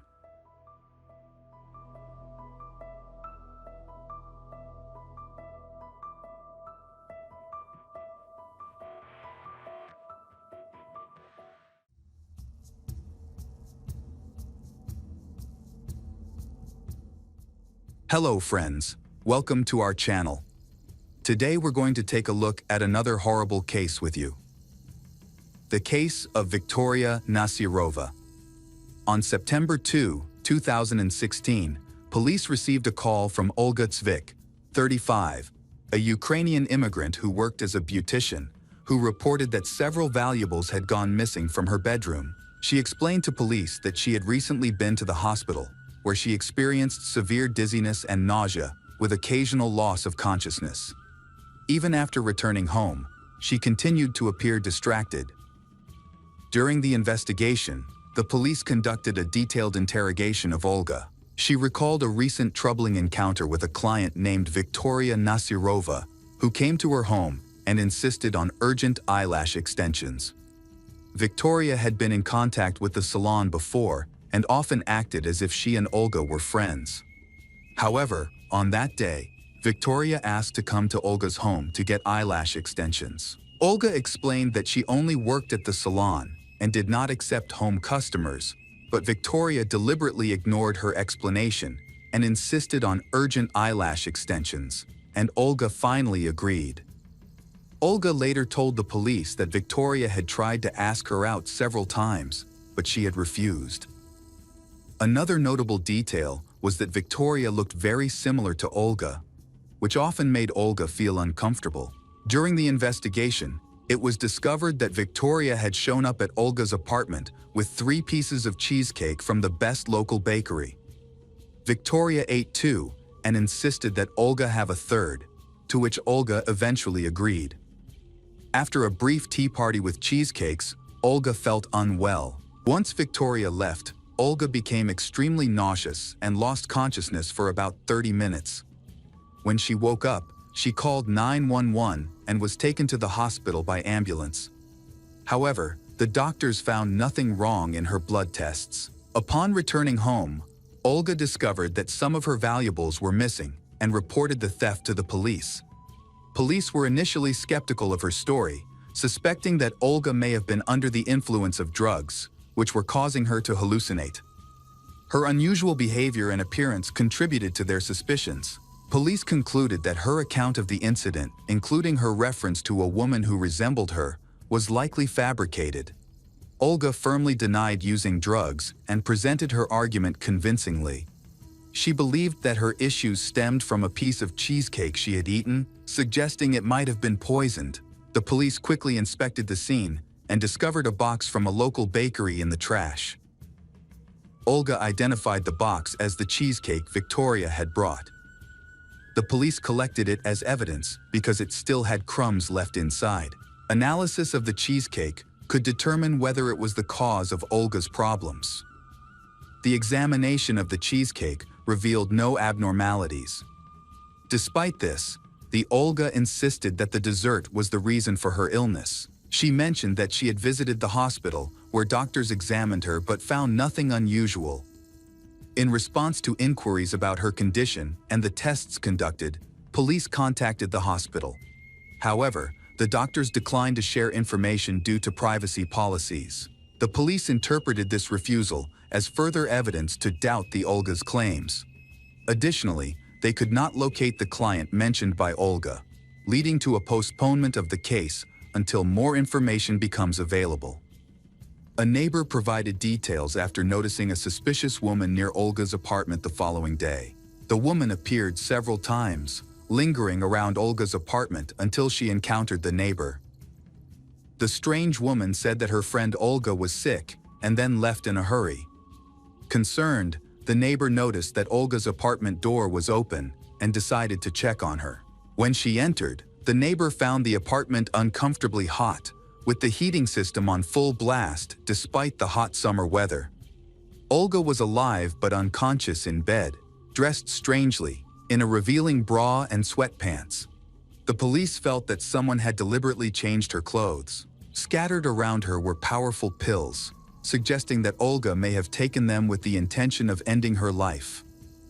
The neighbor quickly called 911, describing the strange woman as dark-haired, attractive, and very similar to Olga. After receiving new information, the police were convinced that the woman who resembled Olga was real and not a figment of Olga's imagination. Therefore, the police intensified their efforts to investigate the case. The police suspected that Victoria Nasirova, who was involved in a cheesecake in the previous case, was involved in this case. The police began searching for Victoria, but they had no clues or even any photos of her. However, a private investigator who had been monitoring Victoria's activities for a long time tracked Victoria down on the internet and contacted the police. He located Victoria where she was advertising her escort services on a dating website and social media. The private investigator suspected that she used these platforms to find victims for her crimes. Her methods were effective. Victoria would meet her victims, drug them with psychotropic substances to render them unconscious, and then steal their valuables. Meanwhile, Olga eventually recovered from her traumatic experience. After leaving the hospital, she shared her story of poisoning on social media. Soon after, one of her clients mentioned a man named Ruben Barakov who had gone through a similar situation. Ruben owned a dry cleaning business and had met a woman named Victoria on a Russian dating site a few months before Olga suffered cheese poisoning. Victoria had invited Ruben to her home, bragging about her cooking skills. He accepted the invitation, but as soon as he tasted her food, he passed out. Victoria then rummaged through his pockets, taking an expensive watch, cash, and cards. Ruben was under the influence of a powerful psychoactive substance and truly believed that it had nearly killed him. Victoria then took him to a dry cleaner's. She explained to Ruben's colleagues that he was drunk and she left. When Ruben regained consciousness, he realized that he had been robbed. The private investigator suspected the situation was much more serious and that the two victims were lucky to be alive. In 2017, he worked with a client from Russia who asked him to help track down a dangerous criminal. Nadia Ford contacted the private investigator after her biological mother, Alla Alexienko, went missing. Nadia currently lives in New York, USA, but was born in Russia. Nadia, who is from Krasnodar, was raised by her mother, Alla, who worked hard to provide for her children. Nadia had dreamed of living in the United States since she was a child, and her dream came true when she came to study in America in 2007. While there, she met a man, married him, and took his last name, Ford. However, their marriage did not last, and they eventually divorced. Nadia chose to stay in the United States and successfully built her life there. She kept a close relationship with her mother, Alla, who was living alone at the time. Alla sold her house and then moved to a new apartment. In early 2013, after moving into a new apartment, Alla had a new neighbor named Victoria Nasirova. Despite the significant age difference, Victoria quickly became friends with Alla. Alla shared stories about her daughter's life in the United States, which sparked Victoria's interest in visiting America and meeting Nadia. Alla then arranged for them to meet. In September 2013, Victoria went to New York, where she met Nadia and they became close friends. Nadia was a kind and pleasant woman. Victoria sought her advice on how to stay in the United States, and Nadia shared a few tips. However, Victoria's plans did not work out and she eventually returned to Russia. Despite this, she maintained a close relationship with Alla. In the fall of 2014, Victoria planned another trip to the United States, and she told Alla that she could help send gifts to Nadia. Trusting Victoria, Alla happily agreed. Alla then brought $6,000 in cash and valuables, including 2 expensive mink coats, to send to Nadia. Victoria then repeatedly postponed her trip to the United States for various reasons, leaving Alla worried about whether she would actually go and what would happen to her gifts. Worried, Alla called her daughter Nadia to express her concerns. Nadia reassured her mother and suggested that she ask Victoria to return her belongings. On October 4, 2014, Alla called Nadia with the good news that she had finally spoken to Victoria, who agreed to return her valuables. However, this never happened, and Alla soon disappeared. Nadia kept calling her mother, but she didn't answer. This was unusual since they were in contact every day. Worried, Nadia contacted Victoria to ask about her mother. Victoria confirmed that she had seen Alla, and they had talked and had tea together. Victoria then left, never saw Alla again. Victoria mentioned that Alla was planning to go somewhere, but she didn't know where. Victoria also tried to contact Alla and even visited Alla's apartment to check on her, but there was no sign of her mother being home. Alla was still unreachable. After a few days, Nadia and her brother received a number of unusual text messages from an unknown number, supposedly from their mother Alla. The messages stated that there was no need to look for her because she was happy. However, the way the messages were written was inconsistent with Alla's style, which raised their concerns. Nadia realized that something was definitely wrong and decided to book the next flight to Russia to assist in the investigation into her mother's disappearance. Upon arriving in Krasnodar, Nadia went to her mother's apartment, but it was stripped of valuables that Victoria was supposed to return. There was no trace of her mother. Concerned, Nadia quickly contacted the police and reported her mother's disappearance. She informed the police about her suspicions regarding Victoria, a neighbor of her mother who had become suspiciously close to her and failed to return Alla belongings. It soon became clear that Victoria had a motive to harm Alla. The police were interested in the information and devised a plan. Nadia called Victoria and pressed Victoria for information about her mother's whereabouts. Victoria, angered by Nadia's questions, shouted that her mother was still alive, but Victoria did not know where she was. The police, who had been listening in on the call, decided to approach Victoria. At her home, she successfully convinced the police that she was not involved and claimed that Nadia's accusations were baseless, with no evidence against her. Meanwhile, Nadia returned to her mother's apartment to investigate. She noticed that the place was surprisingly clean, with no dust, as if it had just been thoroughly cleaned, despite her mother's absence for several days. This raised questions for Nadia. Who could have cleaned the apartment? Additionally, she discovered that several valuable items, including jewelry and $50,000 in cash, were missing. Concerned, Nadia decided to report this to the police. The police, after speaking with Victoria, tried to persuade her that her mother had taken the money and jewelry on a trip and would be back soon. However, Nadia did not buy this explanation. She sensed that her mother was in danger and that it had something to do with Victoria. Nadia reached out to all her mother's friends and relatives, but no one knew where her mother was. In her desperation, Nadia printed flyers with her mother's photo and posted them all over the neighborhood. She also drove around the city, visiting her mother's favorite places, but her efforts were unproductive. Nadia contacted Victoria, begging her to return her mother and expressing her willingness to do anything, even offer a reward. However, Victoria denied any involvement. Despite this, Nadia remained hopeful that her mother was still alive and continued to search. She regularly went to the police for updates, but there was no information about her mother. Determined to find answers, Nadia hired a private investigator. After investigating, the private investigator discovered that Victoria had rented a car from a service center on the day Alla went missing.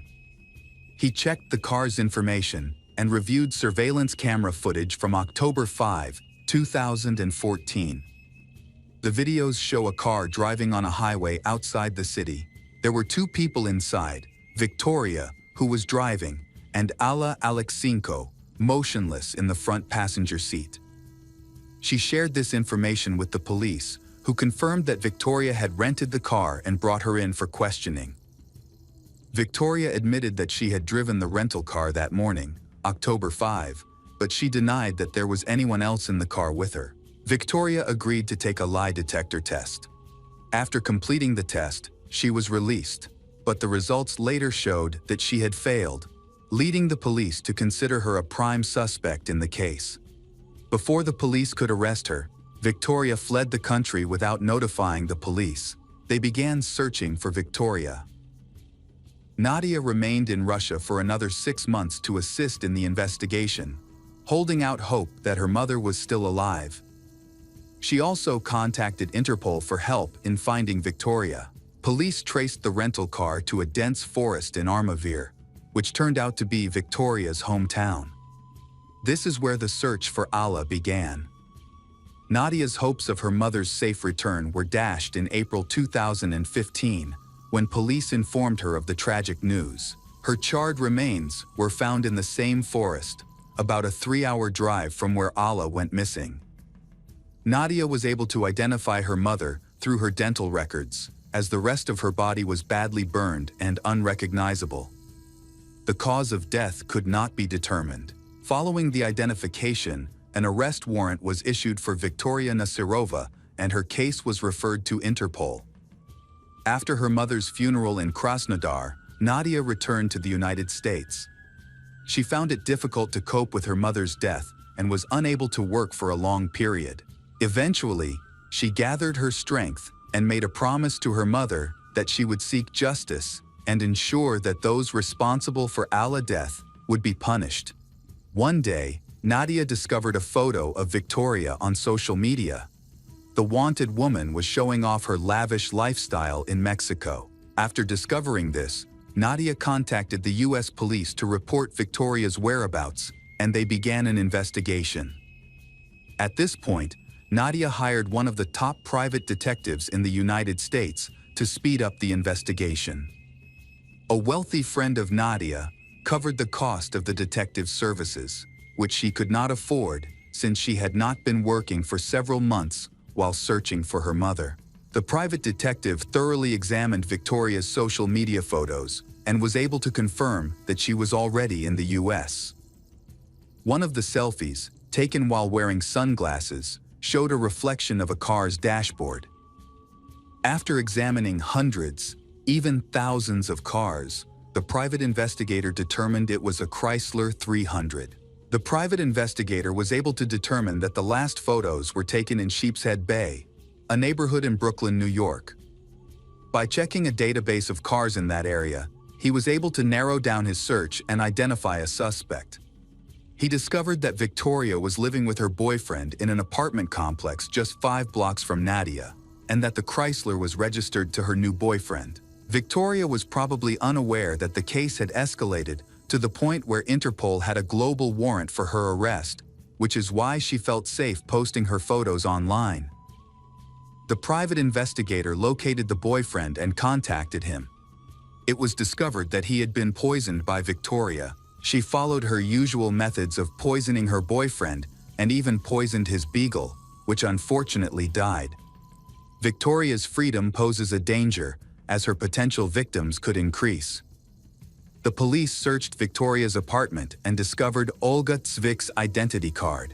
This discovery sheds light on why Olga was targeted by Victoria. Victoria needed money and valuables, but she also needed an ID that. With her temporary visa about to expire, she was looking to use someone else's ID to avoid returning to Russia, where she would have to stand trial. Police believe she intended to kill Olga, the real owner of the passport, to steal their identity. Fortunately, Olga survived thanks to the quick action of a neighbor. Additionally, the box containing the remains of the cheesecake was sent for analysis, marking a significant breakthrough in the investigation. The investigation returned to the lab, where researchers analyzed the cheesecake. It was determined that Victoria had used a sedative, but she had used a higher dose, which rendered her victims unconscious. Olga was lucky to survive after eating the cheesecake. The high temperature in her apartment was no accident. Heat amplifies the effects of the drug and can even be fatal. Victoria apparently knew this, so she increased the temperature in the house and tried to dress Olga in warmer clothes. But luckily, Olga was discovered by neighbors in time. After her arrest, Victoria denied all allegations against her, including the murder of Allah, who was Nadia's mother. She also rejected claims that she attempted to murder Olga Tzvik and other victims. Victoria had previously been a suspect in the theft of 2 fur items in May 2016, but that case did not progress. Additional incidents emerged involving her in thefts, where she would meet men online, visit their homes, drug them, and rob them. Most of the men chose not to report these crimes to the police due to concerns about publicity, allowing Victoria to evade consequences. The trial was delayed for a long time. The case finally went to court in January 2023, attracting considerable media and public attention. Victoria chose not to testify at the trial and remained silent. The court could not discuss the details of Allah's death because it happened in another country. Victoria's defense argued that there was no evidence that Victoria had poisoned the cheesecake and forced Olga to eat it. Victoria herself ate 2 pieces in front of Olga and had no problems. The prosecution then argued that Victoria had only added poison to 1 piece of cheesecake, specifically the 3rd piece she offered Olga. She ate the other 2 pieces without the poison. This misled Olga. After a lengthy deliberation, the jury found Victoria Nasirova guilty of 2nd-degree murder. Although the maximum sentence for the crime is 25 years, the judge shortened her sentence to 21 years. By law, she could apply for parole after serving 15 years. Victoria faced harsh prison life. She frequently complained about poor food and inadequate medical care. During her incarceration, she was attacked, leaving her scarred and nearly blind. After the attack, Victoria sued the prison, alleging that guards were negligent in failing to support her. The case ended in a $325,000 settlement. In a recent interview from prison, Victoria denied any wrongdoing, including Allah's murder. She claimed that she had nothing to do with poisoning beautician Olga with the cheesecake, explaining that she had eaten the cheesecake herself and had not become ill. Victoria said that she had only shared a piece of cheesecake with Olga and had not forced her to eat it. After completing her prison sentence in the United States, Victoria will be deported to Russia, where she will face trial for Allah's murder. Her daughter Nadia said she was relieved that Victoria was in prison and would not be able to escape justice.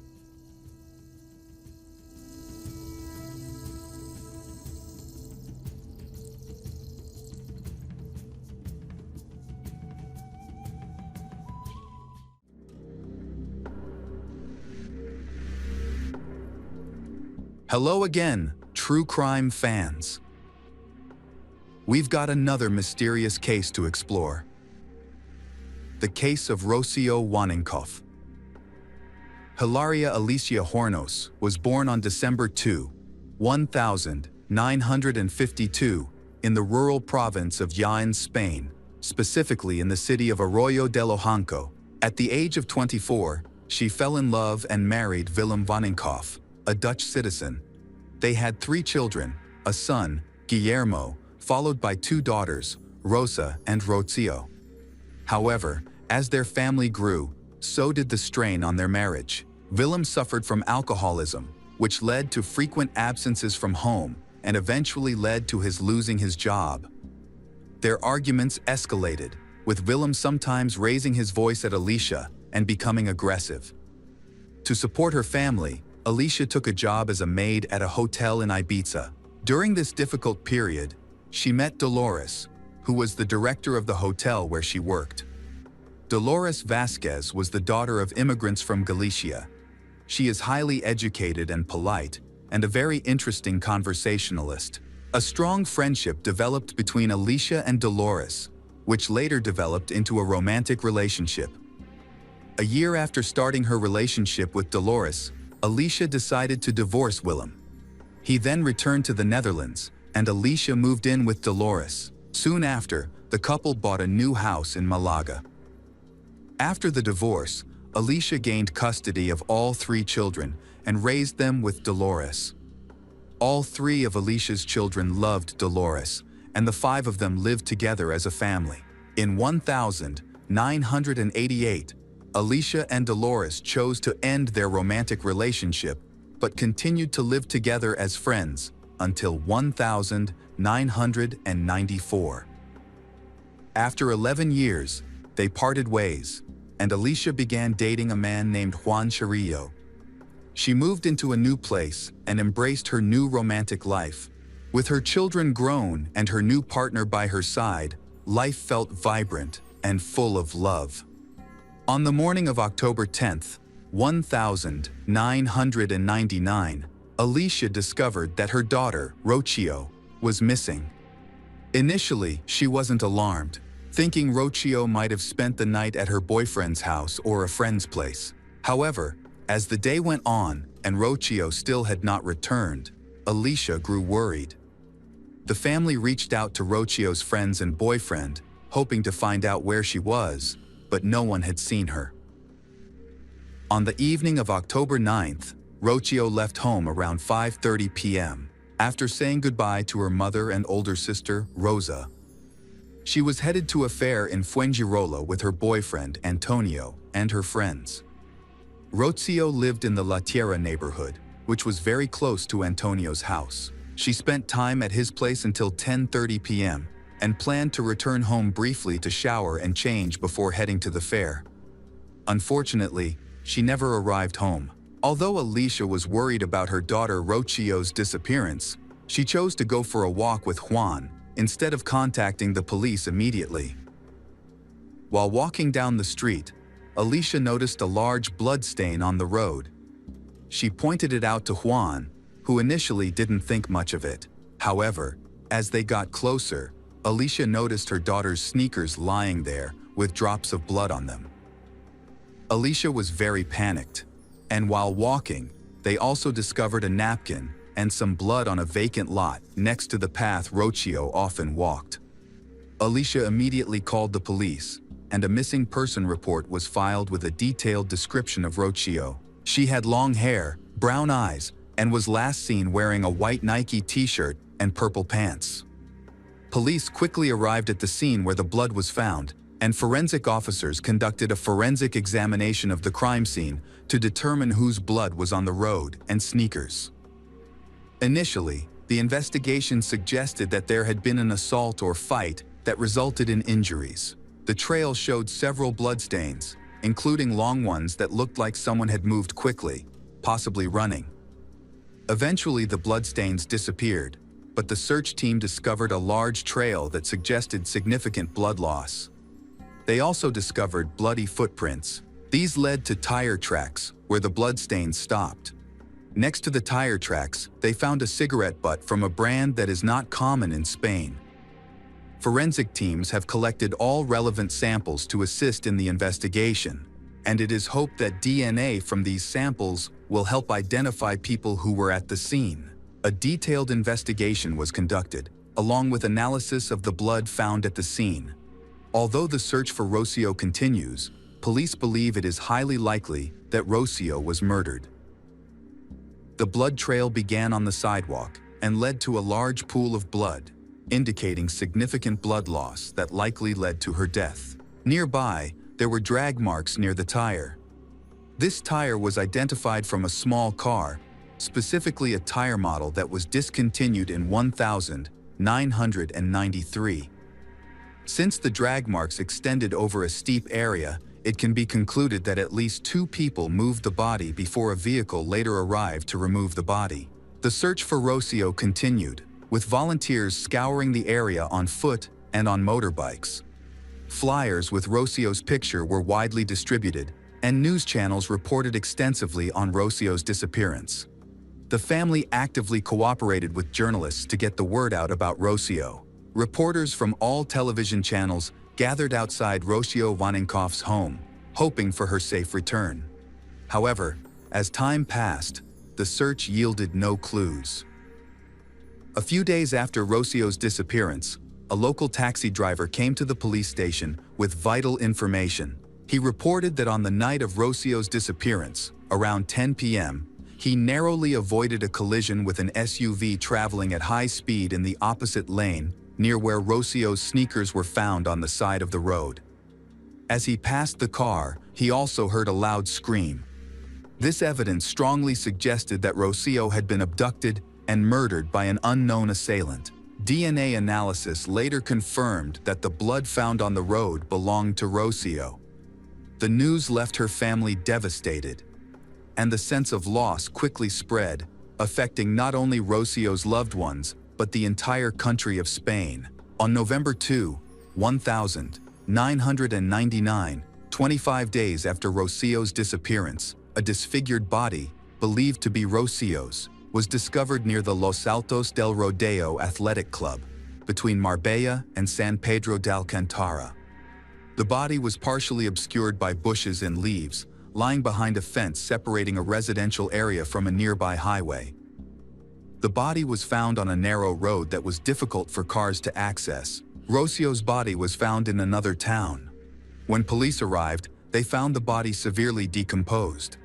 During the collection of evidence, large black garbage bags containing Rocio's clothing were found. One of the bags had the number 8 painted on it, suggesting that the bags had been reused rather than purchased specifically for transporting the body. Police found clothing that they believed might belong to the missing Rocio. Her sister Rosa identified several rings, 2 t-shirts, and other items in 2 trash bags near the body as belonging to Rocio. The t-shirts had been torn from stab wounds. Rocio's body was then taken to the laboratory for forensic analysis, where experts worked carefully, applying their knowledge and skills. They faced a difficult task due to the severe decomposition of the body. Decomposition occurs much more quickly in rain and high temperatures, especially when there is humidity. The objective was to gather additional evidence to aid the investigation and understand how the attack happened. Several closed wounds were discovered, along with 8 stab wounds on the Rocio's back. Experts believe the attack was swift and violent, suggesting the Rocio was either restrained or unable to defend themselves. Fingerprints were found on plastic bags at the scene where the body was located. The police already had fingerprints and tire tracks from a vehicle, and they also collected 2 tissue samples from Rocio's body. At that stage, there was insufficient evidence to identify a specific suspect, but the investigation had gathered some information and leads. Public pressure had a significant impact on the investigation, prompting police to quickly search for evidence, but they were unable to. Because Rocio's body was so badly decomposed, they were unable to determine whether she had been sexually assaulted. Police speculated that the crime was motivated by personal vendetta and deep anger, suggesting that the attacker may have been an acquaintance or someone very close to Rocio. After collecting evidence, the police conducted further interviews. First, they questioned Rocio's boyfriend, Antonio Hurat, who was the last person to see her alive and was supposed to see her that night. He gave an alibi, saying he had fallen asleep at home and had not attended the fair that day. The police also questioned all of Rocio's relatives and friends, but each had a solid alibis. A year after Rocio Wanenkoff's death, the police had narrowed down the number of suspects, and by the end of that year, they had identified a prime suspect, Dolores Vasquez. There was no evidence against Dolores, but the media led people to believe that Dolores was guilty. Dolores was the lover of Alicia, Rocio's mother. Unfortunately, journalists distorted and even fabricated the story, claiming that Alicia had accused Dolores from the first day after Rocio's death. In reality, their relationship had ended 4 years before the crime. The investigation followed the media story, focusing only on Dolores and creating a motive in the case. People speculated that Rocio may have interfered with the romantic relationship between the two. Many believed that if Rocio had not intervened, Alicia would have returned to Dolores. It was implied that Dolores had acted out of revenge against Rocio. The media and public were quick to accuse Dolores of murder when she was arrested, although she did not confess to any of the crimes. The local community was certain of her guilt, largely because police suspected that the killer was someone close to Rocio. Family members described Dolores as aggressive, violent, and extremely jealous.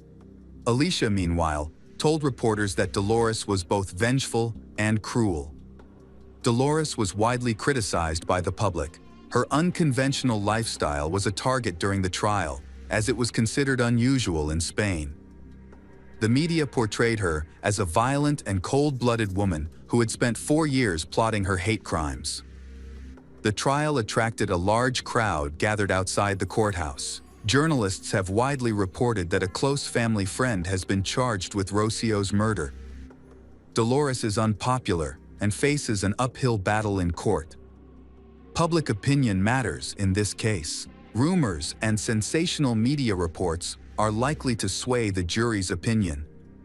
Virtually every television station has portrayed Dolores Vasquez as responsible for Rocio's death.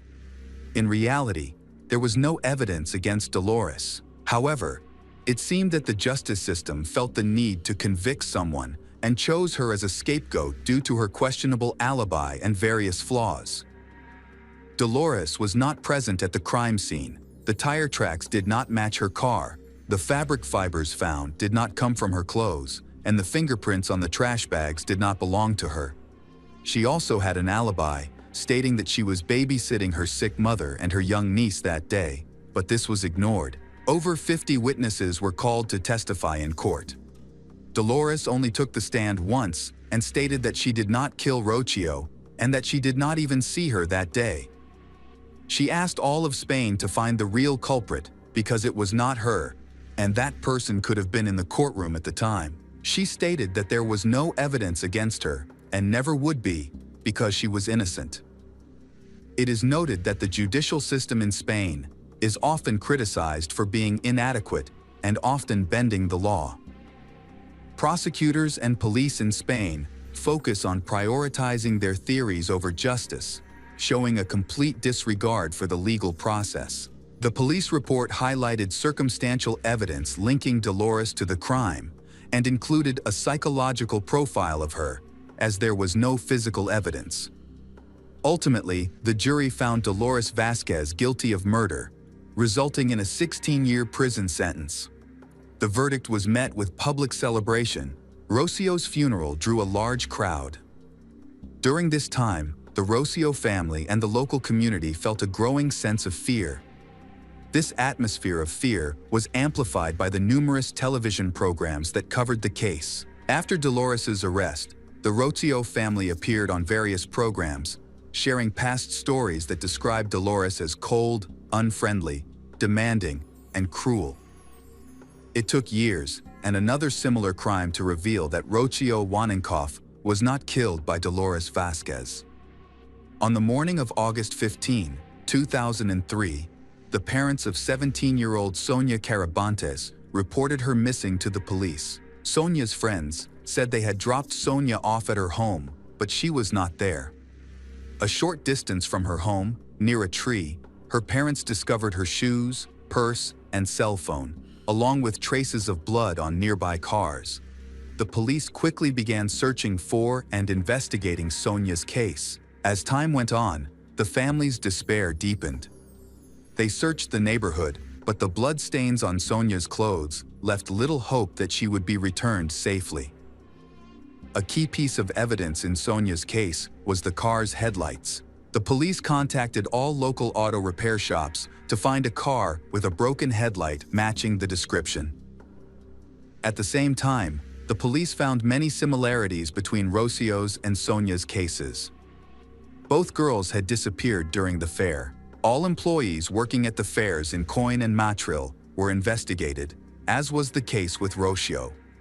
Flyers with Sonia's picture were widely distributed, and many people actively participated in the search for her. They not only volunteered their time, but also provided any assistance needed to help the police. Police continued their investigation. However, on the fifth day after Sonia went missing, search dogs led them to Sonia's body, which was hidden in a creek under a pile of rocks. Heavy rains the night before had washed away any evidence that could help identify her attacker. On the day of her disappearance, Sonia had been at a fair in Coin. She had said goodbye to her friends near her home, where she was then attacked. Her attacker struck her multiple times, leaving her unconscious and defenseless due to the sudden and violent nature of the attack. The attacker then abducted her by car to a remote area away from her home. Sonia suffered both internal and external injuries before being strangled, ultimately resulting in her death. Sonia was found quickly, allowing police to gather and analyze crucial evidence from her body. Colonel Paca Gabella announced that significant evidence was discovered, including biological material.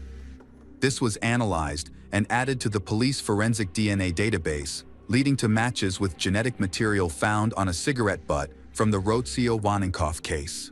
When comparing the two DNA samples, they were identical, This revealed that the man who killed Rocio in 1999 was the same individual who attacked Sonia. This suggests that Dolores Vasquez, who was wrongly convicted, while the real killer is still at large, took the life of another young girl. The evidence is clear: an English cigarette butt from Rocio's case and the skin particles found under Sonia's fingernails, all linked to the same offender. On September 18, Cecilia Pantoja, a young woman, contacted the police with suspicions about her ex-husband after seeing blood on his t-shirt just days after Sonia's body was found. Cecilia also mentioned that her ex-husband was away from home twice, driving somewhere on the day of the attack on Rocio. With the help of DNA testing and Cecilia's testimony, the police were able to identify the real killer of both Rocio and Sonia as Tony Alexander King. Tony's criminal activities began as a teenager in the Holloway area of North London. In 1985, the area was hit by a series of violent attacks on women, where victims were strangled and assaulted. At the time, Tony went by his birth name, Anthony Bramwit, then 19, was convicted of strangling 5 women until they were unconscious, using a rope or cable, and then assaulting them. The judge sentenced Tony to 10 years in prison, calling him a monster for his actions. Tony served only half of his sentence and was released in 1991. But he returned to prison shortly afterwards for robbing a woman and threatening her with a knife. He changed his name to Tony Alexander King in search of a new life, married Cecilia Pantoja, and tried to have a normal family life. They had a daughter together, but Tony soon returned to his old ways. A month after Sonia's death, he was arrested. During questioning, Tony admitted to killing 2 innocent girls. After his arrest, he recounted that he followed Rocio as she walked home from her boyfriend's house and threatened her with a knife when she tried to escape. Rocio was attacked with a knife in the neck, and Tony then stabbed her 9 times. In 2005, Tony Alexander King was sentenced to 36 years in prison for kidnapping, assault, and murder of Sonia. The court also ordered Tony to pay her family about $350,000. Tony was also sentenced to 7 years in prison for intentionally causing violence against a woman in Malaga in 2001. The following year, Tony was convicted of Rocio's murder and received an additional 19-year sentence. Before the trial, Tony wrote to Sonia and Rocio's mother, begging for their forgiveness. He is currently serving his sentence at Herrera de la Mana Maximum Security Prison in Ciudad Real, Spain. After the case was over, a huge scandal broke out in Spain because the innocent Dolores Vasquez was wrongly convicted of the murder of Rocio Waninkoff. It is hard to accept that not only can the police and the courts unfairly punish innocent people, but society can also judge and degrade them harshly. Even when a person can prove their innocence, they are still not recognized. It took more than a year to confirm that Dolores Vasquez was telling the truth and that she was completely innocent. In 2008, the Spanish Ministry of Justice offered Dolores Vasquez 120,000 euros in compensation, significantly less than the 4 million euros she had originally requested. Despite her wrongful conviction, Dolores never received an apology from the police. After being released from prison, Dolores returned to the UK. Now, more than 20 years later, Dolores has yet to receive an apology for her conviction, nor has she received any compensation since her case was closed in 2014. She works for a transport company in East London and has undergone a psychological assessment following her traumatic experience. She recently said she is still waiting for an apology after suffering from anxiety for years, which has made it difficult for her to communicate with others. The case of Dolores Vasquez, who was wrongfully imprisoned, is considered one of the most serious miscarriages of justice in Spain since 1910.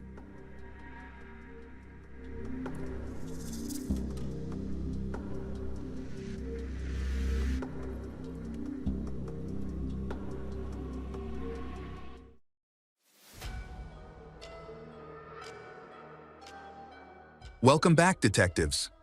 Let's dive into another horrible case. The case of Carrie Ann Jopek. Carrie Ann Jopek was born on August 17, 1968, in Milwaukee, Wisconsin, a large city with a population of over 500,000. Her parents, Carolyn and Robert, divorced when she was very young. Shortly after, her mother remarried a man named Frederick Toussaint. The family lived in downtown Milwaukee along with 2 daughters, the youngest of whom was named Maggie. Carrie grew up in a loving family and had a close relationship with Frederick, whom she considered her biological father. She did not know of her biological father's existence, as he did not communicate with her. Carrie was well educated and had everything she needed. She was friendly and kind, which helped her make many friends, including older teenagers. However, during her teenage years, Carrie's personality began to change, leading to conflicts with her mother and stepfather. When she discovered that Frederick was not her biological father, she became very angry with her parents. She often used this information against him in arguments. Some relatives described Carrie as stubborn, while others thought she was simply going through a challenging period in her life, especially since she was only 13 years old at the time. On March 15, 1982, Carrie was allowed by her parents to stay overnight at her friend Marcia's house. Since both girls were in 7th grade, they went to school together the next morning, March 16. However, because they were in different classes, they could only see each other at lunchtime. Carrie was upset because her teacher had reprimanded her for arguing with another student who had spilled paint on her. The teacher then contacted Carrie's parents to report Carrie's behavior and truancy. The teachers suggested that Carrie's mother pick her up after school to discuss her actions. However, Carrie's house was close enough to the school, so her mother allowed Carrie to walk home by herself. Carrie was upset. She knew her mother and stepfather would probably scold her, so she didn't want to go home. Her friend comforted her, and they parted ways after school. Although reluctant, Carrie had to go home because she lived only a few blocks from school. Normally, it would only take her 3 minutes to walk home, but that day, she never returned. It is important to note that the 1980s in America were generally a safe time. People trusted each other, and crime rates were low compared to today. Additionally, the incident occurred in a crowded area where everyone knew each other, so no one thought it was strange for a 13-year-old girl to walk home from school alone. Carrie did not come home. Carolyn waited for her at home and then went out to look for her. Carolyn thought that Carrie had stopped to visit a friend on the way home and would be back soon. It is important to note that they could not contact Carrie because cell phones had not yet been invented. As the night wore on, Carolyn grew increasingly concerned. She set out again to look for her daughter. First, she went to see Carrie's best friend, Robin, who lived across the street. Unfortunately, no one in Robin's house had seen or heard from Carrie since school ended.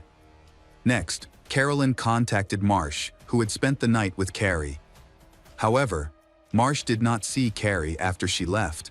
Eager to help, Carrie's friends joined the search and began checking with neighbors and classmates who might have seen her after school, but no one had any information. By 11 p.m., a search party of local volunteers who knew the family was formed. Many neighbors, friends, and acquaintances took to the streets to patrol the area and ask questions. Unfortunately, they could not find any information about the Carrie. They decided to wait for Carrie until the next morning. On March 17, when the girl still had not returned home, Carolyn went to the police station to report her missing. By then, the Carrie had been missing for almost a day, prompting police to act quickly, as the situation could be serious. Initially, the primary theory was that Carrie had run away, as she was known to be a difficult teenager who sometimes skipped classes and often spent the night at friends' houses. Police thought that Carrie was simply spending time with friends. However, after interviewing all her friends, they realized this was not the case. None of them had seen Carrie after school, leading them to conclude that something must have happened to her on her way home. They then began questioning residents living along her route that day, But these inquiries yielded no useful information. None of the residents had seen Carrie or noticed anything unusual. The police discovered that Carrie had been upset with her family after learning that her stepfather was not her biological father. Police believed this revelation might have driven her to search for her biological father, whom she could have gone to see that day. By this time, a day had passed since Carrie left school, and there was still no news about her. The police located her biological father, Robert, who lived in a different area of Malak, hoping she might be with him. Unfortunately, when they contacted him, their hopes were dashed. Robert explained that he had been at work all day the previous day and had not seen Carrie. A thorough inspection was carried out at the house of the Carrie. Police searched through all her belongings for clues, but found nothing significant. Consequently, the search for the missing person continued. A day after her disappearance, there was still hope that the teenager was alive. However, the critical window for finding a missing person is 48 hours, after which the chances of a successful rescue decrease significantly. Therefore, the police needed to act quickly. During the investigation, the police focused on Johns, who lived just a few houses away from Carrie's family. John was 17 at the time and had developed a close relationship with Carrie. The police learned that he had a rebellious personality and a history of legal trouble, including convictions for petty theft and selling marijuana. Despite their 4-year age difference, John showed an interest in Carrie, which raised concerns. The police decided to investigate further and brought John in for questioning. John adamantly denied any involvement in Carrie's disappearance, claiming that he had not even seen her that day. The police were unable to gather any useful information during their questioning, and there was no solid evidence against John. As a result, he was released. The police then turned their attention to her stepfather, Frederick. In these cases, the perpetrator was often someone close to the victim, and cases involving stepfathers were not uncommon, which added to their interest in him. The police looked closely at her family, especially the relationship between Carrie and Frederick. They discovered that the two had recently been fighting, a change from their previous relationship. Frederick attributed the turmoil to Carrie's adolescence, believing that her hormones had made her more irritable and prone to anger over small matters. Despite this, he maintains that he would never harm her. An anonymous witness reported some details regarding her stepfather, Frederick. They mentioned that the day after Carrie went missing, Frederick poured a new concrete slab in the backyard. The witness suggested that this may have been Frederick's way of disposing of the body by burying it underneath the concrete slab. This information seems suspicious and should be investigated. The concrete slab was examined using ground-penetrating radar, and no suspicious voids were detected. When the area beneath the slab was excavated, it was found to be empty. The yard was well maintained, showing no signs of recent digging. The police decided to conduct a second round of questioning with the Carrie's friends, focusing on the possibility that she might have run away with a boyfriend. Although Carrie never mentioned having a boyfriend to her parents, the police speculated that she may have kept this relationship secret. However, her friends firmly denied this possibility, insisting that Carrie was not in a relationship with anyone. The police tried to collect evidence, but it is important to note that forensic science in the 1980s was not as advanced as it is today. At that time, there was no DNA testing, trackable cell phones, cameras, or GPS technology. This made finding evidence more difficult. As a result, the police could not find any clues. Carrie seemed to have disappeared without a trace. Lack of evidence then caused the case to stall. The police did not have a strong motive for Carrie's abduction, nor could they find a suspect. To raise public awareness of their daughter's disappearance, Carrie's parents turned to the media for help. They appealed to anyone with information about Carrie to come forward, but still, no leads came. The investigation was stalled due to lack of evidence. More than a year later, on September 2, 1983, a mysterious body was found in the John family home. The contractor was repairing the back porch. He leveled the ground and dug up a significant amount of dirt. While doing so, he noticed a foul odor coming from a pile of disturbed dirt. Upon inspection, he discovered human remains. The contractor immediately called the police. Everyone believed the remains to be those of Carrie. The body was then subjected to dental records analysis to determine the identity of the remains. All members of John's family were questioned. During his police interview, John denied any involvement and requested a lawyer. A year earlier, the police had lacked substantial evidence to charge or detain him, so they released him but continued to view him as a suspect.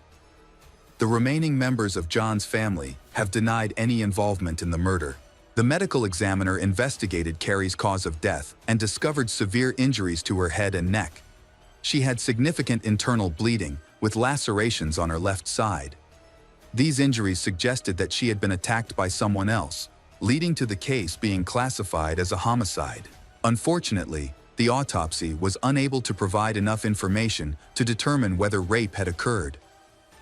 Carrie's body was found in her friend John's backyard, but this does not mean that he was responsible for her death or that he buried her there. Witnesses said that on the day she disappeared, there was a party at John's house. Police had to piece together the case from scratch, with few clues to follow. And so much time had passed since the party that it was difficult for those who were there to remember what happened. Several teenagers were interviewed about the party at John's house. Some claimed they were there but could not remember any details. Others said they had only heard about the party and were not actually there. John claimed he did not organize any events that day, and police found no evidence to contradict his statement. 4 days after Carrie's body was discovered, police received a new lead. A witness identified Jose Ferreira, a 16-year-old boy who lived next door to Carrie. He was seen in John's backyard when Carrie's body was discovered, which raised some suspicion. The police decided to pursue the lead and invited Jose to the police station for questioning. Jose denied any involvement in Carrie's death or disappearance. Jose knew her well and was friends with her, so he was very upset when he discovered her body in the backyard. He claimed that he did it to honor his old friend. Jose's story seemed credible. He was also questioned about a party at John's house on the day Carrie went missing, but he said it never happened. The police had no evidence against Jose, so they had to release him after questioning. Friends described Jose as friendly and cheerful, and no one believed he would hurt Carrie. They spent a lot of time together and were close friends. The investigation continued, but no leads were found. The case hit a dead end. It wasn't until 33 years after Carrie's murder that the investigation made any progress. On October 11, 2015, a man contacted a journalist to confess to the murder. His name was Jose Ferreira. In addition to contacting the journalist, he called the hotline and admitted to killing 13-year-old Carrie Ann Jopek years earlier. He also confessed to his wife about the crime. Journalists and switchboard operators were stunned by his confession and immediately notified the police. At the same time, Jose's wife learned of his crimes and went to the nearest police station to report him. Jose was 50 years old at the time. The police reviewed the case file. Despite Jose's confession, the police were in no hurry to arrest him. 2 days after his telephone confession, Jose turned himself into the police station and gave a detailed account of the events of 33 years ago. His sudden actions and confession were because he believed it would prevent his wife from getting a divorce.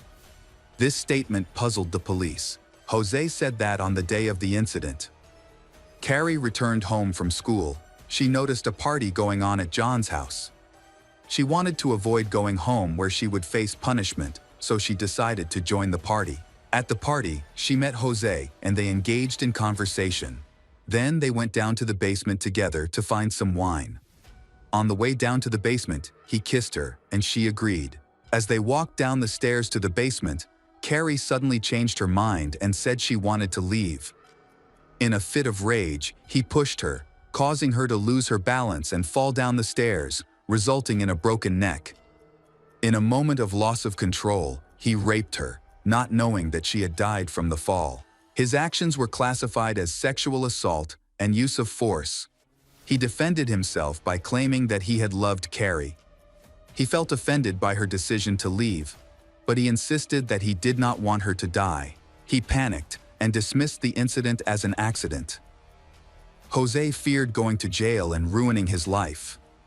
He seized the opportunity during a lively party when no one noticed his presence in the basement. He needed to dispose of the body quickly to avoid being seen.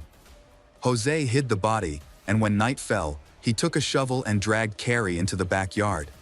In the dark, he quietly dug a hole and buried her. He believed that his plan had gone smoothly and that no one had seen him.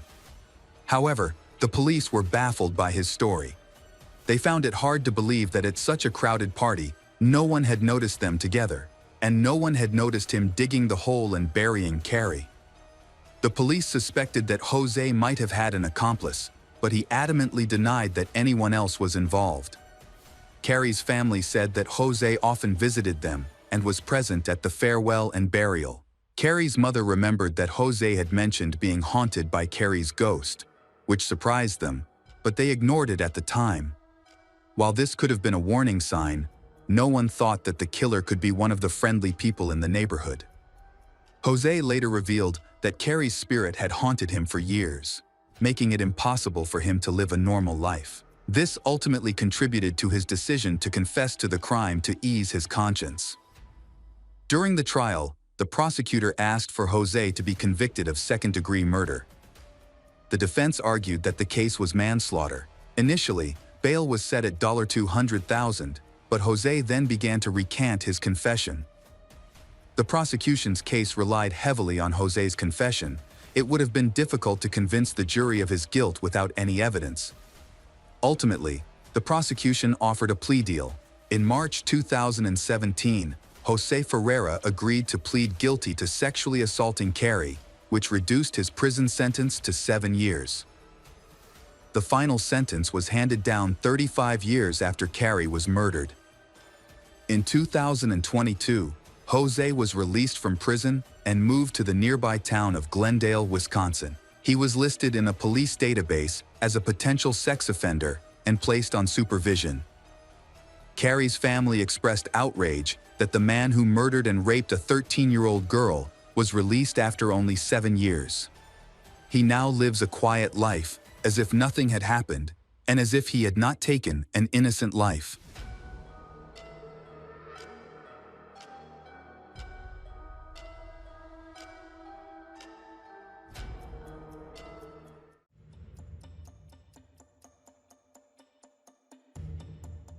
Welcome back to our channel.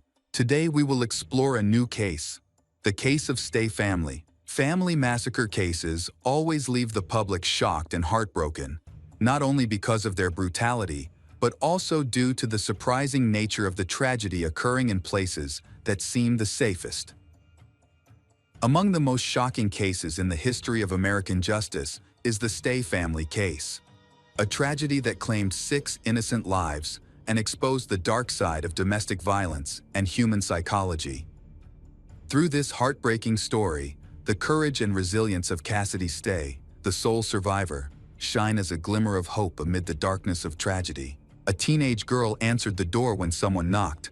She found a delivery man waiting outside and informed him that her parents were not home, asking him to return later. Later, the courier came back, but this time, the situation took a turn for the worse. The Stay family lived in that house. The father, 39-year-old Stephen Stay, and his wife, 33-year-old Katie Stay, they had 5 children, 15-year-old Cassidy, 13-year-old Brian, 9-year-old Emily, 7-year-old Rebecca, and 4-year-old Zach. They were a close-knit and happy family, well known among their neighbors for their Christmas parties and Halloween celebrations. The Stay family lived in a comfortable and safe neighborhood in Houston, Texas. Stephen had been working in real estate for many years and had just started his own small agency. Katie was a dedicated housewife who focused on taking care of their children and managing household tasks, always supporting her husband. On July 9, 2014, they visited their grandmother in the morning. Later that afternoon, after returning home, Katie and Stephen went to the bank, leaving their daughter Cassidy in charge of her younger siblings. A knock sounded at the door. Cassidy opened it and saw a courier from a delivery service holding a package.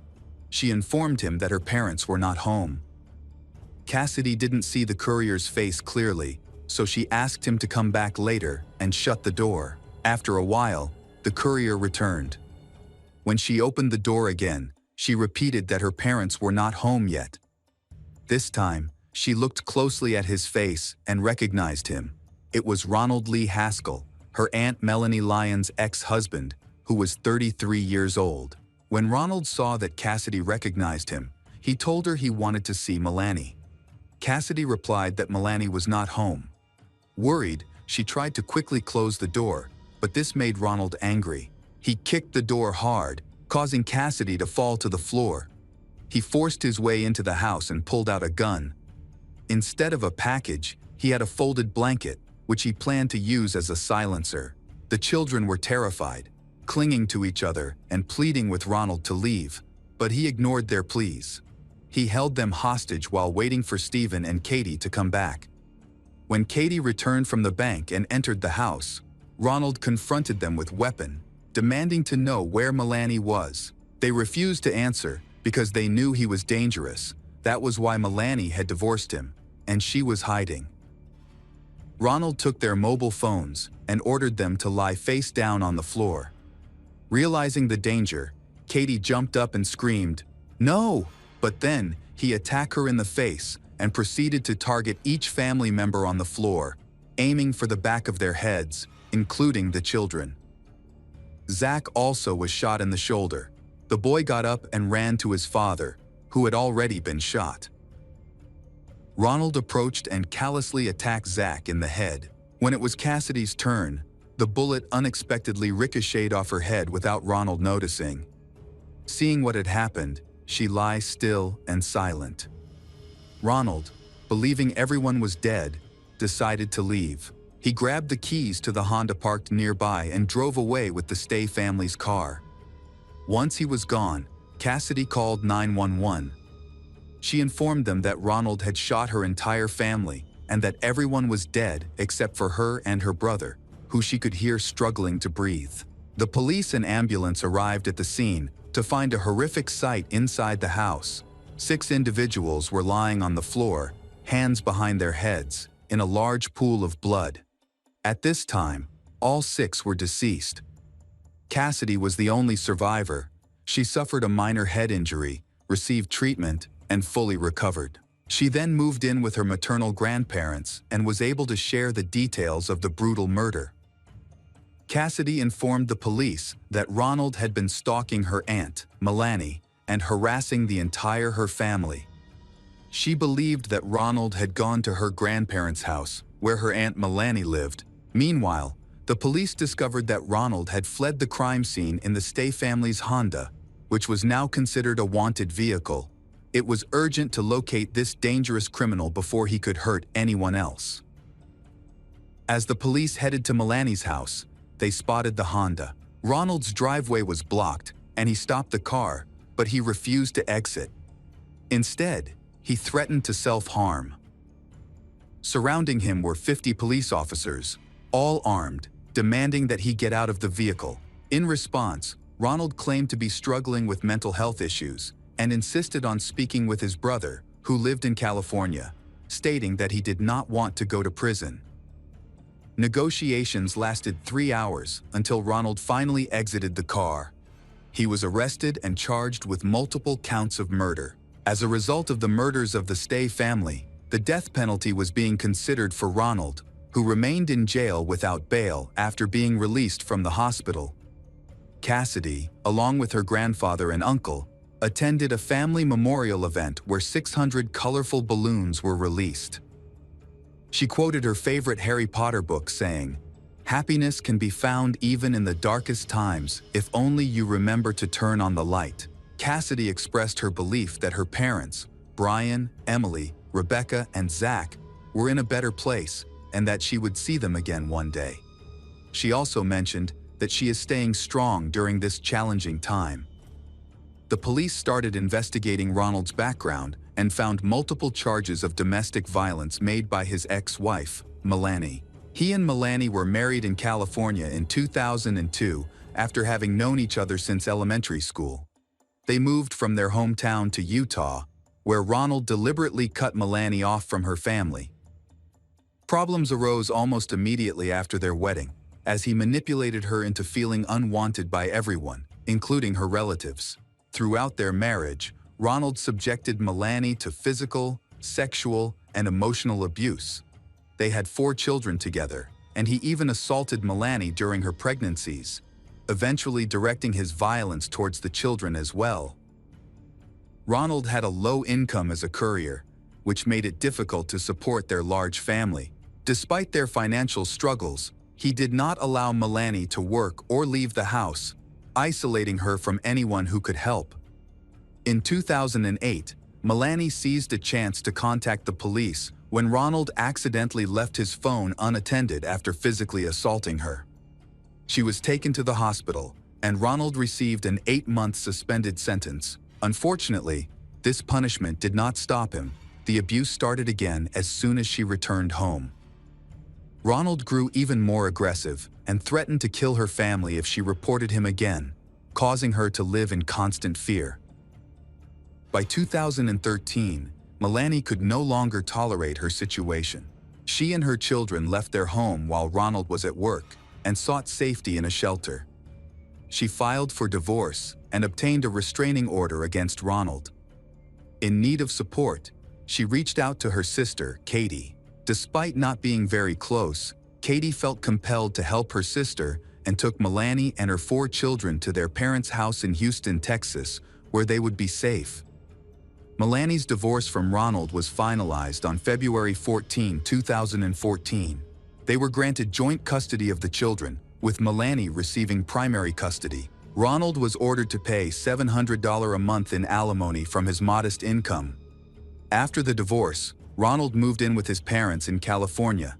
He was ordered to stay away from Melanie, her family, and the children's school. To evaluate his emotional stability and communication skills with the children, he was required to undergo a psychological examination, but he never succeeded. While living with his parents, Ronald began to take out his frustrations on them, physically abusing his elderly parents and older sister. In a disturbing incident, when he learned that his mother had been in contact with Melanie, he attacked her, bound her to a chair, and choked her until she lost consciousness. His sister eventually discovered their mother and called the police, but Ronald managed to avoid serious repercussions and continued the abuse towards his family. Ronald's family found it hard to understand why he had become so cruel, especially given that he was raised in a loving environment. In school, he was a popular football player, crowned prom king, and had many female friends. No one could believe that the friendly and cheerful Ronald would turn into a violent person.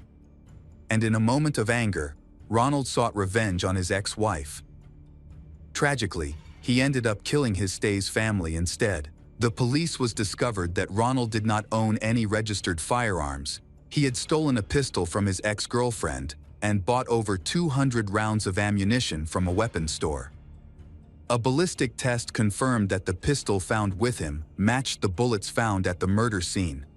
Additionally, notes outlining his murder plans were discovered in his notebook, showing that he originally intended to kill Melanie, her parents, and her sister as part of his revenge. It is clear that Ronald had planned this horrific act and intended to kill many people.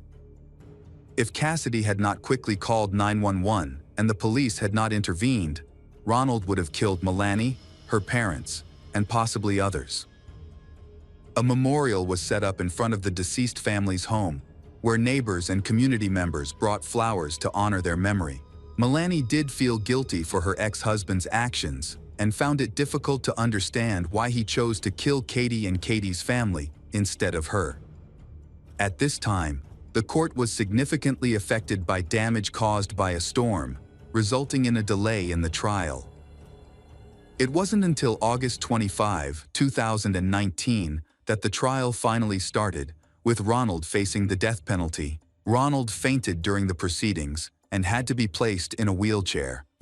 His lawyer claimed that he was scared and required a mental health assessment. A psychiatric evaluation revealed changes in his behavior, and he was diagnosed with narcissistic personality disorder. The psychiatrist believed he was pretending to have a mental illness to evade responsibility for his actions. Ronald had previously been diagnosed with depression and bipolar disorder while living with his parents and had attempted suicide 3 times without success. Ronald confessed to killing Stay's family, but said that voices in his head urged him to do it. He claimed he wasn't aware of his actions at the time. However, the prosecution presented CCTV footage showing Ronald at a hotel, a store, and a cinema before the murder. In the footage, he appeared calm and rational, which suggested he was not insane. The defendant's brother stated that Ronald was extremely angry with Katie, who aided Melanie and the children in their escape. He wanted to take revenge on her. Melanie corroborated this by saying he had been stalking her and had threatened to kill the entire her family. Notes found in his notebook indicated that he had been planning these actions for several months, showing that this was not a result of sudden insanity. In court, Cassidy also was the key witness against Ronald. She had grown up significantly and was a student at the University of Brick-Mayanka in Utah, where she was also engaged to her boyfriend. Cassidy recounted the terrifying experiences she had in the house during the murder and was shocked that Ronald showed no remorse for his actions. Throughout the 5 years he spent in prison awaiting trial, he did not reflect on his crime or feel any regret. Ronald was found guilty and sentenced to death by lethal injection. He is currently on death row waiting for his execution. The Stay family massacre is not only a tragic loss, but also a profound reminder of the impact of domestic violence and the dangers of leaving mental health issues untreated. Although the pain Cassidy Stay endured is immeasurable, she chose to use her loss as motivation to spread a message of courage and mental strength.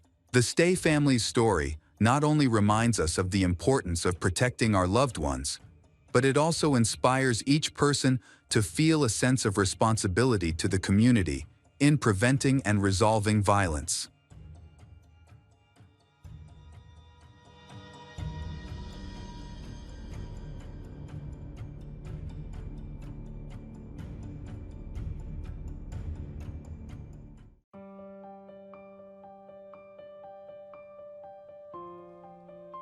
Welcome back, mystery lovers. Today's case is going to keep you on the edge of your seat. The case of the Watts family. Shannon Razusek, 34, and her husband, Christopher, 33, have 2 daughters, Bella, 4, and Celeste, 3. Both are from North Carolina and met on Facebook. Initially, she did not accept her proposal. When Shannon faced difficulties in her life, Christopher supported her, and their relationship began to grow rapidly from that point. They relocated to Frederick, Colorado, where they got married on November 3, 2012, and decided to start a family despite facing challenges. At that time, Shannon was informed that she might not be able to have children due to her lupus diagnosis, an autoimmune disease. Nevertheless, Christopher reassured her of his unwavering support and encouraged her to accept his marriage proposal. Despite her health issues, Shannon joyfully became a mother and gave birth to 2 beloved daughters, whom she described as amazing and spirited. Shannon then discovered she was pregnant with a baby boy. This news filled her with excitement, knowing how Christopher had always dreamed of having a son. She was thrilled to fulfill his wish and expand their family, and her daughters were also excited about welcoming a new sibling. They even chose a name for the baby, Nico. Shannon was very active on social media, frequently posting updates about her life on Instagram. She shared videos about herself and her children, showcasing family moments, and engaging with various online communities. To outsiders, it appeared that the family led a perfect life.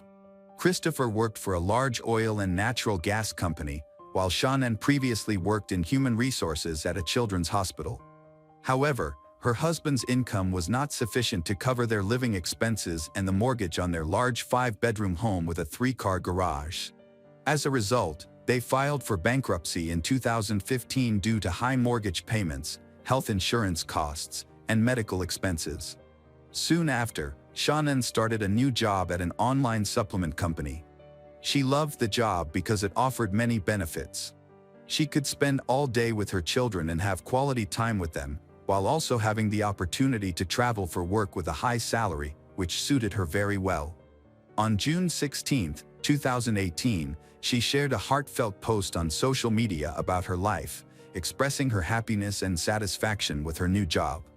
In her post, she mentioned that she loved the lifestyle that allowed her to live fully and cherish every moment with her family.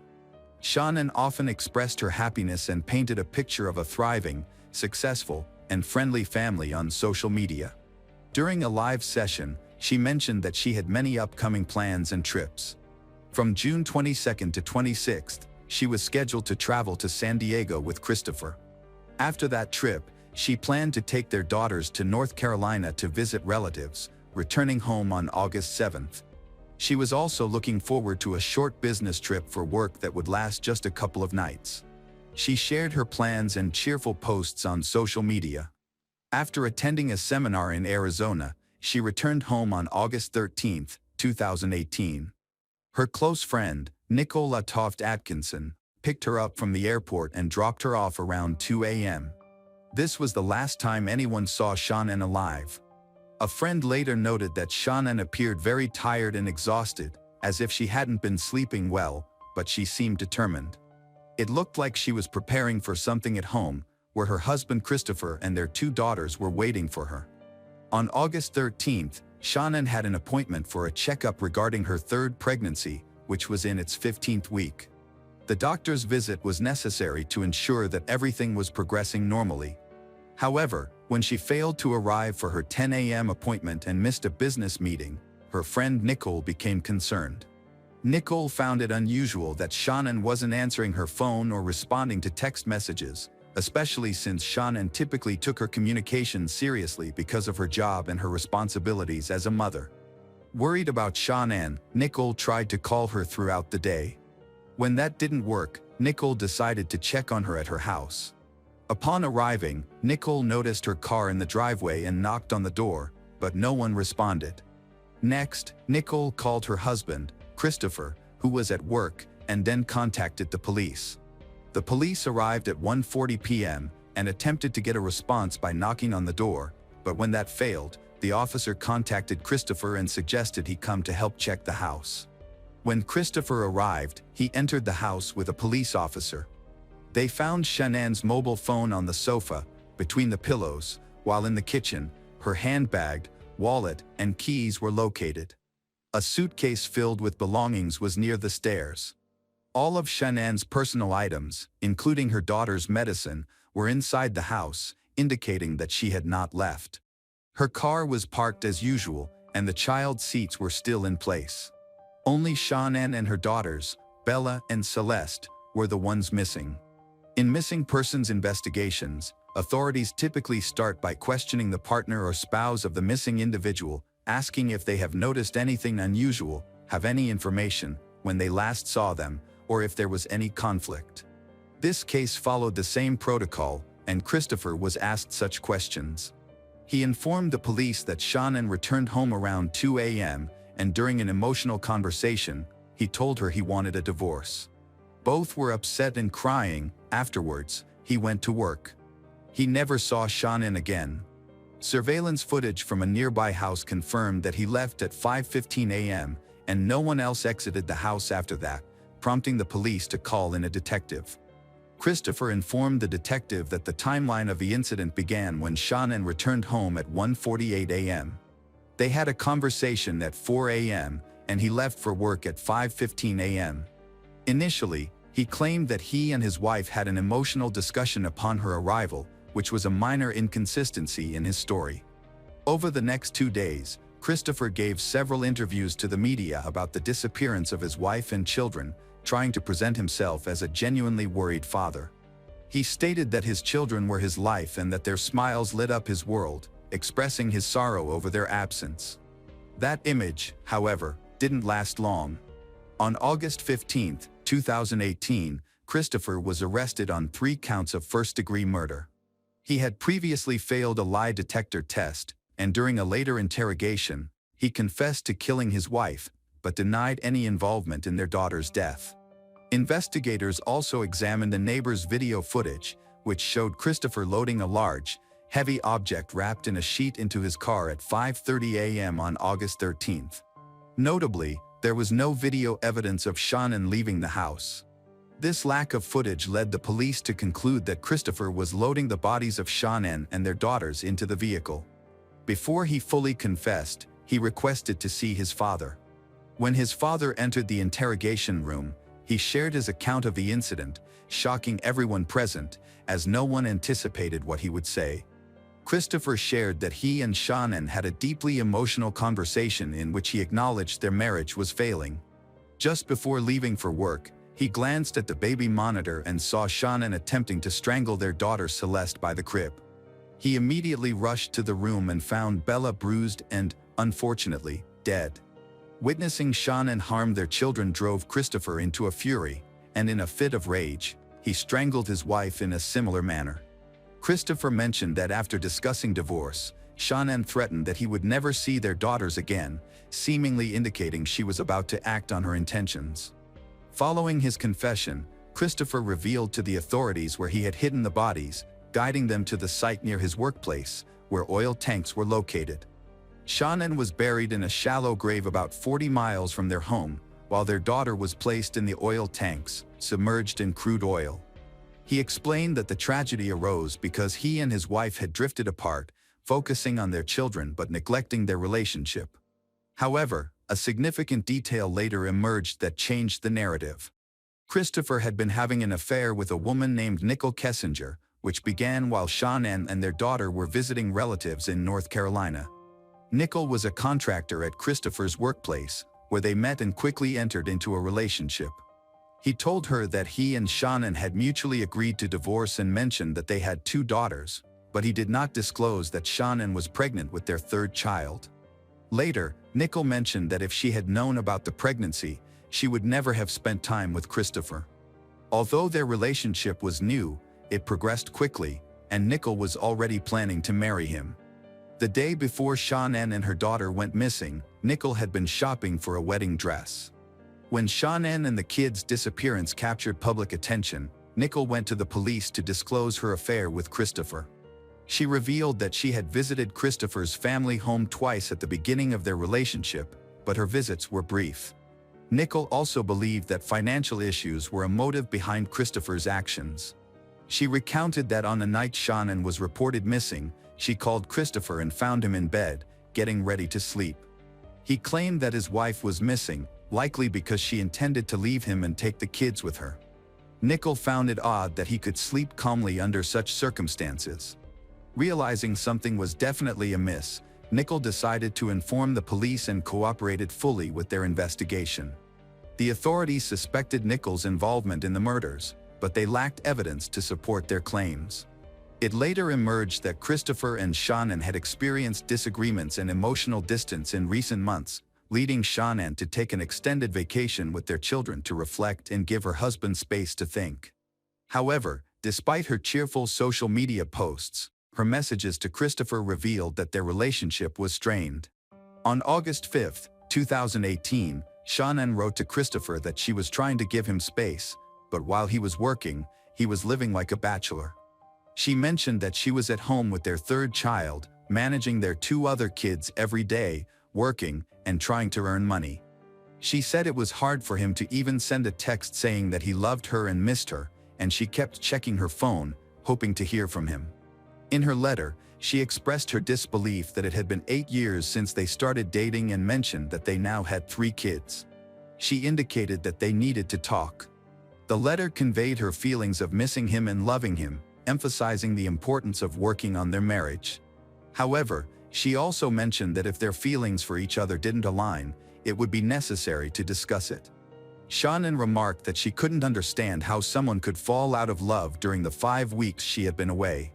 Christopher stated that he loved Shannon and was with her not just for the children, but he struggled to understand his own feelings.